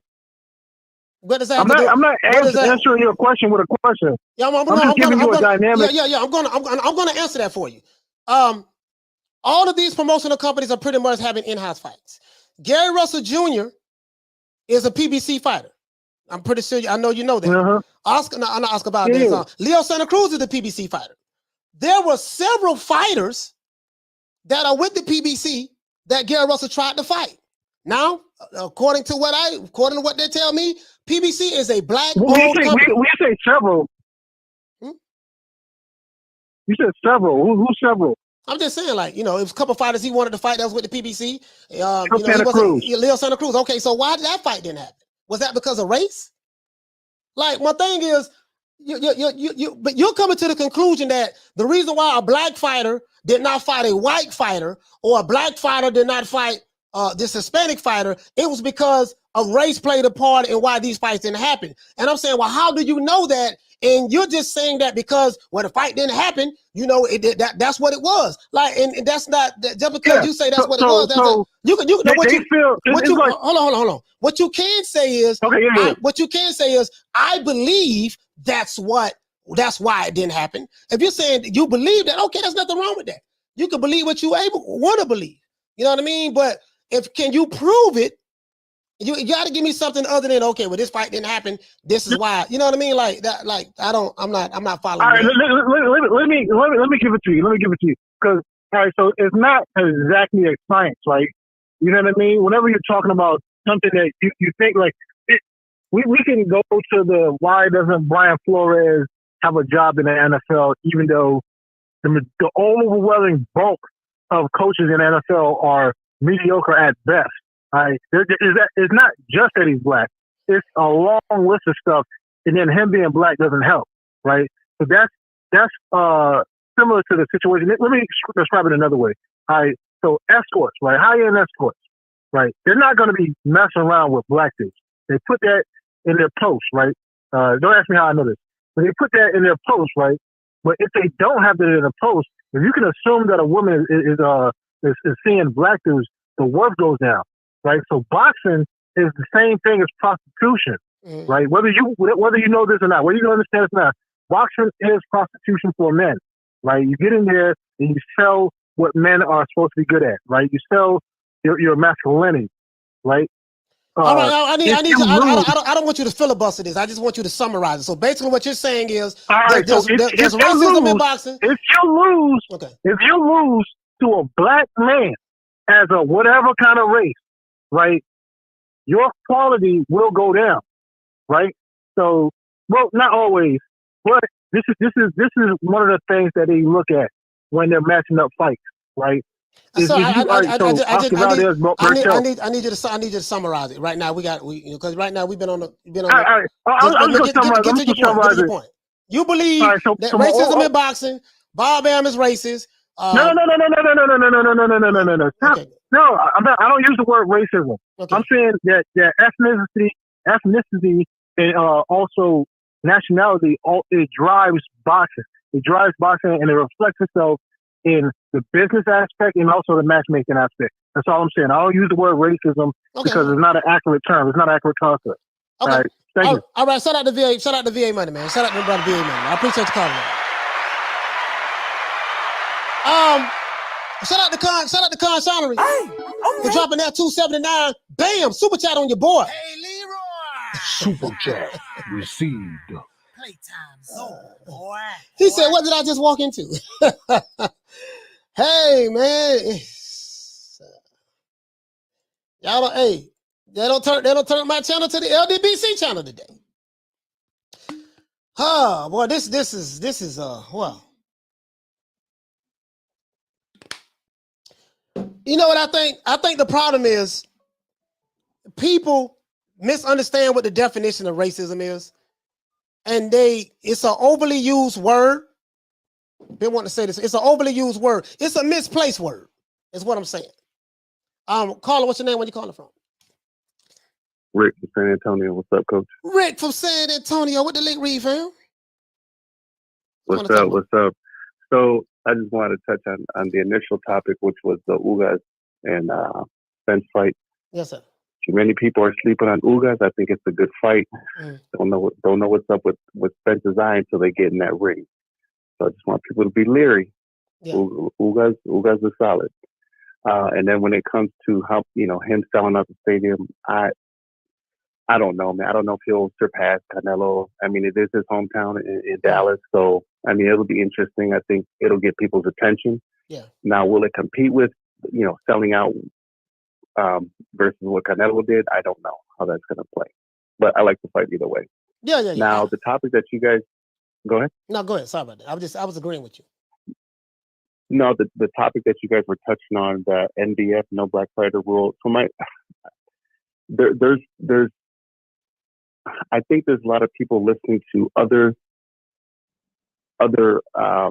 individuals without doing research. Yeah. Number one, it's all about business for the most part. Is there prejudice and racism everywhere? Yes, it exists in every sport, in every continent, whether it's color or racism or extreme nationalists. Let's just get that out there. Yep. But when it comes to the boxing game, based on what I know, all the information I've taken in and disseminated, like for example, when it came to NBF, no black fighters with Top Rank. Okay, you mean to tell me Lomachenko coming out the Olympics, who did he fight when he first got at the gate? He fought Orlando Sellout, Hispanic. Then he fought Gary Russell, undefeated at the time. He's black, right? He's black, right? Right. Okay. Right. He's black American, of course. Then who did he go to next? Nicholas Walters, undefeated, beat him handily.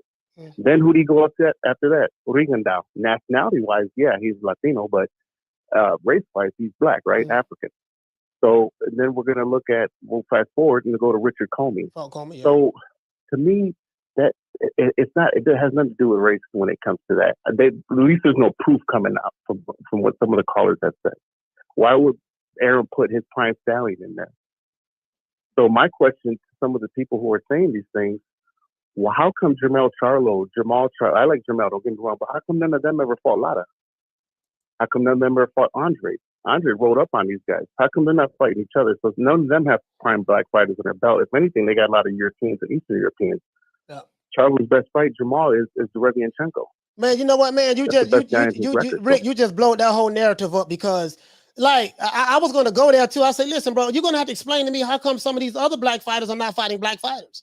If it's as simple as black and white, skin color, politics, we gonna be racist against the black man, and we ain't gonna let them fight no up and coming white fighters. You can't listen. Are there any good up and coming white fighters right now? You can't really think of any. Not that I know of. I'm just saying you can't really think of any. But let's just say, like, you're gonna have to explain to me how come the Charlos and they not fighting none. They not fighting no other black fighters. Look how many white fighters they don't fight. You see what I'm saying? So bro, there's so many different ways you can go with this shit that can blow that shit up, really. But if this is what it comes down to. People have their own preconceived notions on how they feel and what they believe. Everybody is going to see the world through what they already been programmed to believe or want to believe. There's nothing that I can say that's going to change your mind if you feel like the white man, systemic racism is holding you back. And if I'm a coon, Uncle Tom, a sellout if I don't think like you. But you can talk till your lips fall off. There's nothing that you will be able to tell me to convince me otherwise. Is there racism? Yes, it is. There's some evil white people? Yes, it is. Is there some evil blacks? Yes, it is. I got shot twice by a person who looked like me. Carjacked by someone who looked like me. Robbed. So I can give you countless different things. I am a guy who know a whole lot about this race shit because I've been in it for 25 years. And I was a former racist myself. So I know this shit. I know the talking points. I know where you're coming from. Bottom line is this. Whatever you want to believe, believe it. Just don't try to convince me of your beliefs. That's all. I listen to you, let you talk. We're just going to agree to disagree. Right. I'm like that with especially when it comes to politics and religion. Hey, I agree to disagree. Just don't force that shit on me. We can agree to disagree. Whatever you believe it. Right. But you still have not told me, what does certain fighters not fighting each other or racism how does racism play a role in boxing right now today in 2022? Show that to me. Please. Like, I haven't seen an example yet. So, hey, Virik, thank you so much for calling in. Could you leave out a lot of factors? One more thing. Go ahead. One more thing, Coach. How about we get Haney in there with Gervonta Davis? Let's see them make that happen. Let's get Devin Haney there with Gervonta Davis. Two black men. Why two black men can't get together? Right. Devin Haney and Gervonta Davis get there and fight each other. You know what I mean? Is that racism too? Come on, man. All right, shout out to you. Shout out to you, Rick. All right, Coach. Have a good one, man. I mean, this shit here, man, is like, bro, I tell you guys, please, please, you have a plethora of LDBC channels you can go to, and they will feed your racial insecurities all day. They can get you can talk it. Listen, you go to see, I know where you guys come from. I know where you guys come from. I know you very well, because I used to be you. You come from the conscious community, sign at a TV. You don't heard Brother Polite. You don't heard Umar Johnson. You don't heard Tariq Nasheed. You don't heard BFTB. You don't heard Drew Titan. You don't heard 7 Day Sports TV. You don't heard Trill. You don't heard Blue Blood. You don't heard Boxing Ego. You don't heard Fanon. You got a heavy dose of all of these guys. And you see the world through the prism of that. Sarah Sutin Seti. I know where you come from. I get it. I was you for 25 years. Now, I'm not saying that I know you personally and you've been through all these different things. That's not what I'm saying. What I'm saying is I understand the mindset. Wherever your mindset came from, I understand that mindset because I had that exact same mindset. So I get it. I understand. I get it. You know, we just agree to disagree on things as it relates to the sport of boxing. We just agree to disagree on that. Whatever you want to believe it. That's all. I ain't tripping. On it. You know what I mean? Whatever you want to believe it. But you still haven't given me an example. But anyways, Clarissa Shields. Clarissa Shields, Savannah Marshall's going to be fighting. I got my ride with Clarissa Shields. I've been following Clarissa Shields since before she went to the Olympics. She's cocky. She talks a lot of shit. Yes, she does. She has a big mouth. Yes, she does. And I love her. When I say I love her boxing skills. Not a fangirl of Clarissa Shields at all. But I love what she brings to the table from a boxing standpoint. I admire her skills, and I understand fighters that I understand from a stylistic standpoint. I know what Savannah Marshall is going to bring to the table. She's a power puncher. She hits hard. She's good. Savannah Marshall is the real deal. Can't take nothing away from her. Clarissa Shields is fast, quick, very athletic. She's the real deal. You got to pick somebody who you like. If you like Savannah Marshall, there's nothing wrong with that. But what you're not going to do is tell me I'm wrong for liking Clarissa Shields. And if I like Clarissa Shields, there's nothing wrong with that. But I can't tell you there's something wrong with you liking Savannah Marshall. Pick a side, who you like, who you're going to go with, and that's it. That's all. It's as simple as that. Hulk say, Canelo not fighting Mexicans. Yeah, he's not fighting Mexicans. Is he racist against Mexicans? See, we can go everywhere with this shit. And this shit just go. He said, Charles, what'd you say? He said, Coach, you didn't see my super chat. Let me go back up here. I didn't see it, bro. Shout out to Charles. Hey, okay. For dropping that $2 bam super chat on your boy. Hey, Leroy. Super chat received. Playtime's over, boy. He said, Coach, don't let the race mess spoil the chat. Yeah, no, I'm moving on from that shit. And shout out to we got a new member. Shout out to the Philo. Shout out to Philo for being joining.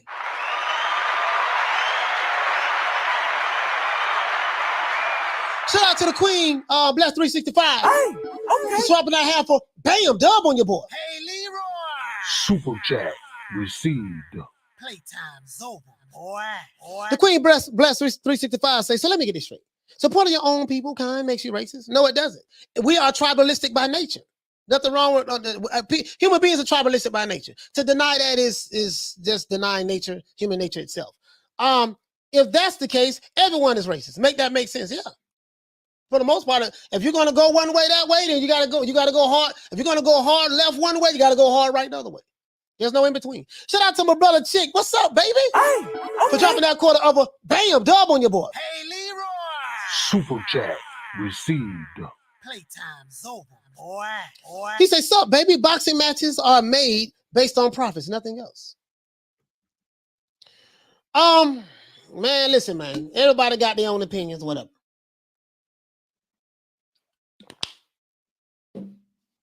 Everybody got their own opinions.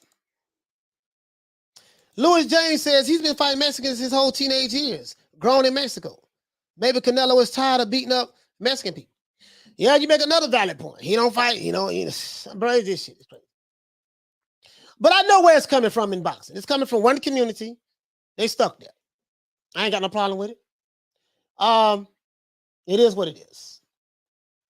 But yeah, I like Clarissa Shields because I've been a fan of Clarissa Shields for a long time. And I haven't, I've been a fan of hers. So that's why I like Clarissa Shields. I supported her all throughout before the Olympics. I know her journey, what she went through in Detroit, how poor she was. This girl went through hell to get to where she's at, and that I could connect and bond with her. That's it, and nothing wrong with that. Caller, what's your name? Where you calling from? Hey, it's Troy Graham from Baltimore. I wasn't even sure if you're still taking calls. How you doing? Yeah, Troy with the League Read, man. What's happening? Hey, you know what, Coach? Go ahead. Yeah, Mr. Ask the question. You want me to call back? No, call back. No, we finna wrap the show up, but just get to your point. Call back. Okay. Go ahead. Yeah. You asked a question earlier. Is this going to sell out the Ugas versus Spence fight? Absolutely not, because you're not giving the fans what they want. They don't want second class. They want first class. They want him versus Crawford. They don't want him versus anybody else but Crawford. So why is he going to sell out when you're not giving them what they want? I mean, it's just an opinion. I feel like that. This is what I feel. I feel like if Spence is the superstar that certain channels are saying he is, and some on YouTube is saying he is, if he's the superstar, the cash cow, this and that, he should be able to sell at least 65,000, or maybe even 70,000 people to come see his fight in his own city, in his own state. He should be able to do that if he is who you say he is. The key word is if. We will find out April the 16th. That's all I'm saying. Now, whether you believe that happened or not, that's irrelevant. Let me say this to you. You shows like yours get heard by shows that have a much bigger reach than yours, right? Mm-hmm. And they actually promote what you say, and then the smaller shows who actually listen to the larger shows, they go out and they promote what the larger shows are saying because they want to be where they are. And the fans are hearing this all over the place. They are not going to show up for no second class ass fight. I'm telling you.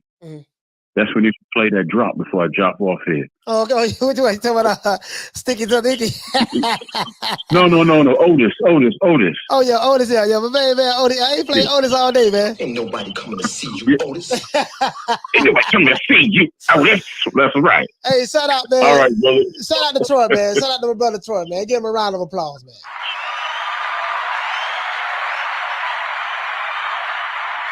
We're gonna wrap up. Shout out to Carl Hansen. Hey, caller, call back in before I wrap up, man. Call back in. Shout out to Carl Hansen. For dropping that quarter over $7.99. Bam! Super chat on your board. Hey, Leroy. Super chat received. Playtime's over, boy. Let's see. He said, great show, coach. I love the new membership emoji. Yeah, I appreciate that, man. And shout out to you, Carl, man, for being a member. You see what I'm saying? Shout out to Carl, you about being a member. All right, we got one more call, calling. We got one more call we accept. Got one more call we accept. Caller, what's your name? Where you calling from? This is Virginia calling back again, man. VA calling back. What's going on, bro? Yeah, so hey, you just said something like what did you say? You said Spence, if he is who he says he is, then he should be able to sell out 60,000 tickets. No, sir. No, sir. No, sir. I didn't say that. I said if Spence is who they say he is, the people who because I do my research. This is what I'm saying. I don't just come up with these topics.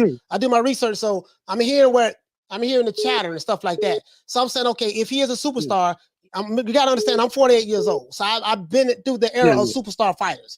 So I know what a superstar is. So if he is that which they say they are, I could be wrong. If he is that which they say they are, then this is what superstars do.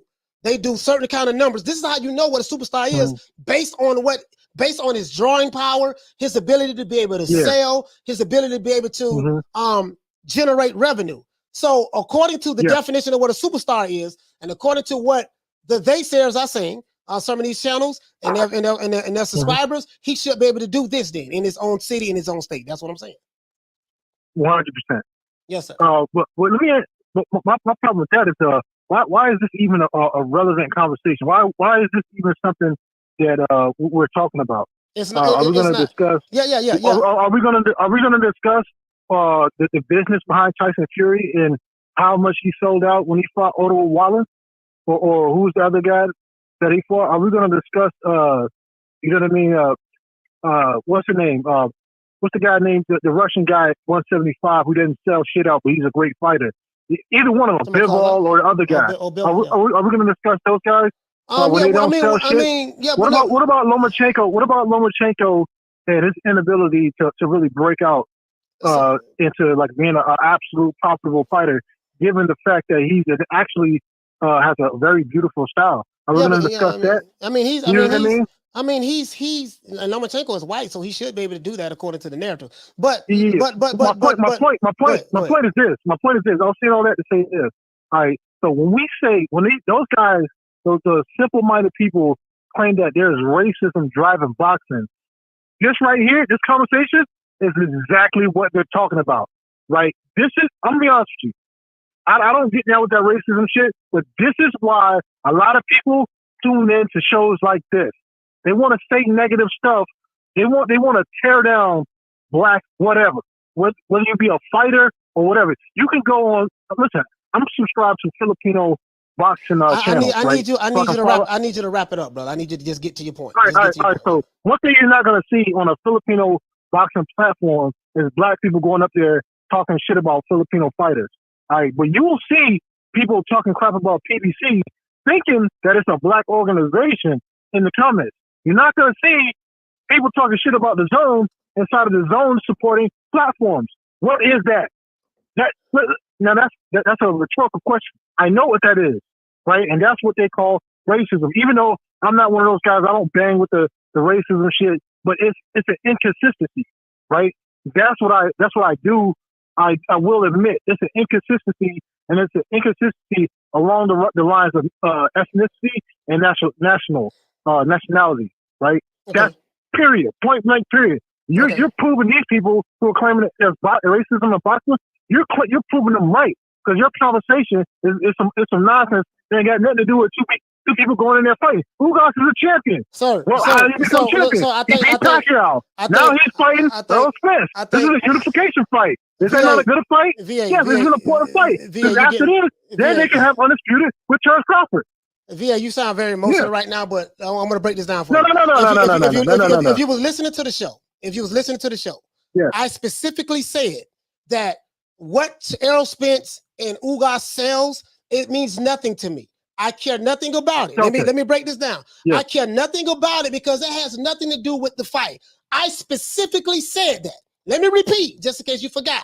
When I started the show, I specifically said, I don't care what Errol Spence and Ugas numbers do at Dallas Stadium. I don't care how many pay-per-view buys they do. I specifically said this. I say all I care about is we're going to get the fights. And I said that I was going to watch the fight. I said, but when I done my research today, there's a lot of chatter that I'm hearing that's going on about Errol Spence is the superstar. He's going to do A, B, C, and D, yada, yada, yada, yada, yada. So because that's the context in which this show was based on, the premise, right? So you have to know that. If you didn't know that in the beginning, you automatically assume that I'm just talking about, I'm worried about what he's going to sell. I don't care what he's going to sell. If I was to be worried about that, I'd be breaking the commandments that we came up with. But you did not hear the beginning of the conversation when I said it didn't matter to me. But because people been attacked, just chattering and debating with me on it online, I decided to talk about it here. Then it went from there to racism. You know what I mean? And all this shit there. So it is what it is. So no one is really proving me right. It's just that you missed that the first part of it. And I sit back and listen and I allow people to say what they're going to say, because I learn from hearing with people that I disagree with. I learn from my detractors who may feel a certain way about me, and I learn from people who have opposite points of view and opinions that I have. And this is why I open up the platform for people to call in. And that's all this is about, my brother. That's it. Has nothing to do with boxing, races, all this shit there. Some people may feel like differently, but if you didn't hear the beginning of the show, I said it doesn't matter to me. I just want to see the fight. I apologize. I apologize. I stand corrected. But the conversation, you said you're arguing with people online, whatever. But what I said is still stands. That is what those guys are talking about when they say racism. It's the inconsistencies in the conversation around fighters. They're talking about when it comes to black fighters, they're talking business because black fighters don't do good business. This is known. But when you're talking about Oscar Valdez, nobody's ever talking about business. They're talking about, oh, he's a great fighter, this and that. And another thing, you're talking about Oscar Valdez is going to fight Shakur Stevenson. The last that we heard of from this fight is that Oscar Valdez has yet to sign a contract. Shakur Stevenson did a video about that like five, 6 days ago. He sent out a tweet like, hurry up and sign a contract. So that's the last that we've heard about this fight, period, is that it's on the table in front of Oscar, but it's not signed, sealed, and delivered yet. Right? Okay. And then we got other calls calling in, my brother. All right. Hey, salute the VA. Salute the VA money group. Okay. Let's go ahead and get this one more call in, guys. Caller, what's your name? Where you calling from? Eddie from San Diego. What's it, Eddie from San Diego? Yes, sir. All right, Eddie from San Diego. What the league read, my brother? What you want to talk about? Thanks for taking my call, for one. And I was just calling because I want to talk about the female boxers. And what do you think is going to take for these females to get 3-minute rounds in their boxing fights?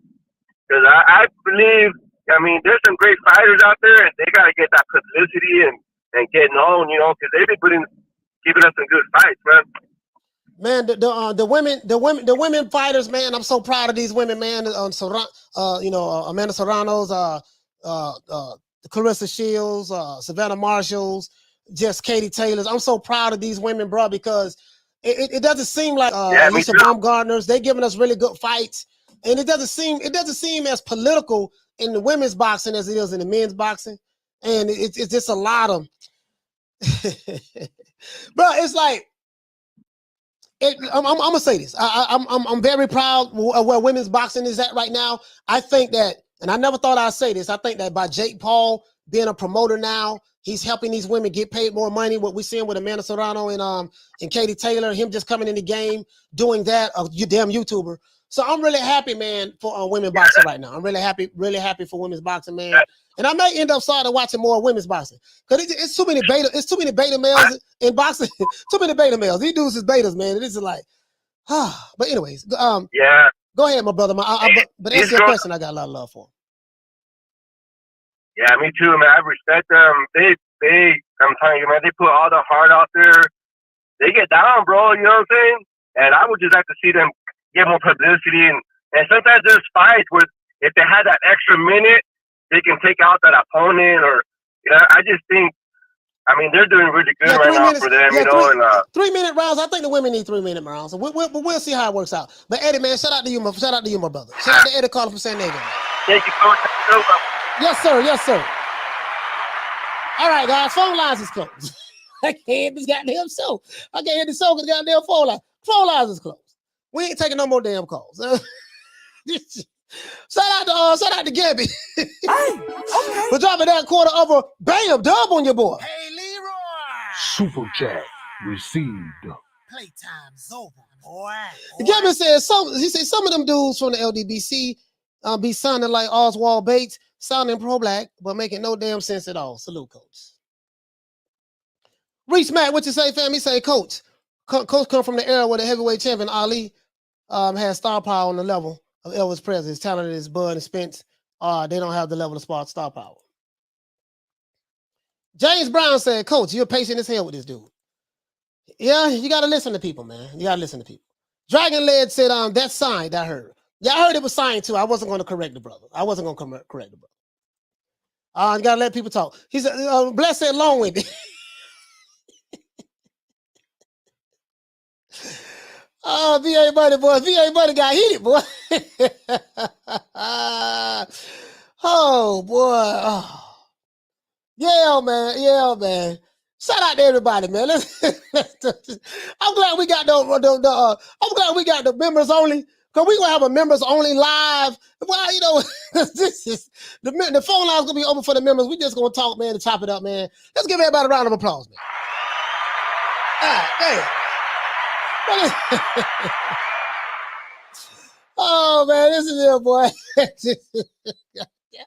Hey, for everybody who mad at me, say, man, Coach, you don't turn the show to the race show. I didn't, bro. If you heard the show from the beginning, the dude said something in the chat, and I was like, dude, like, how does this have anything to do with race? Because this fight didn't get made, and they was giving terrible examples, and it went from that to, and listen, if you want the three most divisive things in the world: race, politics, and religion. Race, politics, and religion. And we may want to throw four in there, sports, but we may put sports aside. Race, politics, and religion. Though, if you want to get into debate, stay away from those three topics, and you'll be fine. Race, politics. There's nothing more divisive than race, politics, and religion. You get an emotional reaction from people, and when people become emotional, they make decisions based on how they feel. Anger is a very powerful emotion. Being sad is a very powerful emotion. When someone is angry, they're highly emotional. And they say certain things that they ordinarily wouldn't say if they wasn't so emotional. Or they say certain things that they always wanted to say once they became to the height of their emotion. I understand this very well because I used to be just like that. So I understand it very well. Shout out to Ricky Ricardo for dropping that quarter of a bam dub on your boy. Hey, Leroy. Super chat received. Playtime's over, boy. Other than that, that's it. He says, what's up, Cole? This is Rick from San Antonio. Let him know. Playtime is over, boy. Yes, sir. Let's go ahead and go out OJ the Jew Man style. It is what it is. Let's give all the ladies a shout out. You know how we do it. Shout out to the Queen Lisa Bells. Shout out to the Queen Carmen Serene. Shout out to the Queen Misfit. Shout out to the Queen Bless 365. Shout out to the Queen Nick Rich. Shout out to the Queen Lady Shan. Shout out to the Queen Arlette. Shout out to the Queen Bad Girl TKO. Shout out to the Queen Miss Sexy. Shout out to the Queen Monica Silva. Shout out to the Queen Deborah Booker. Shout out to the Queen Lil Green Eyes P. Shout out to the Queen Ava. Oh man, woo! This is a rough one today, guys. A rough one. Let's give we're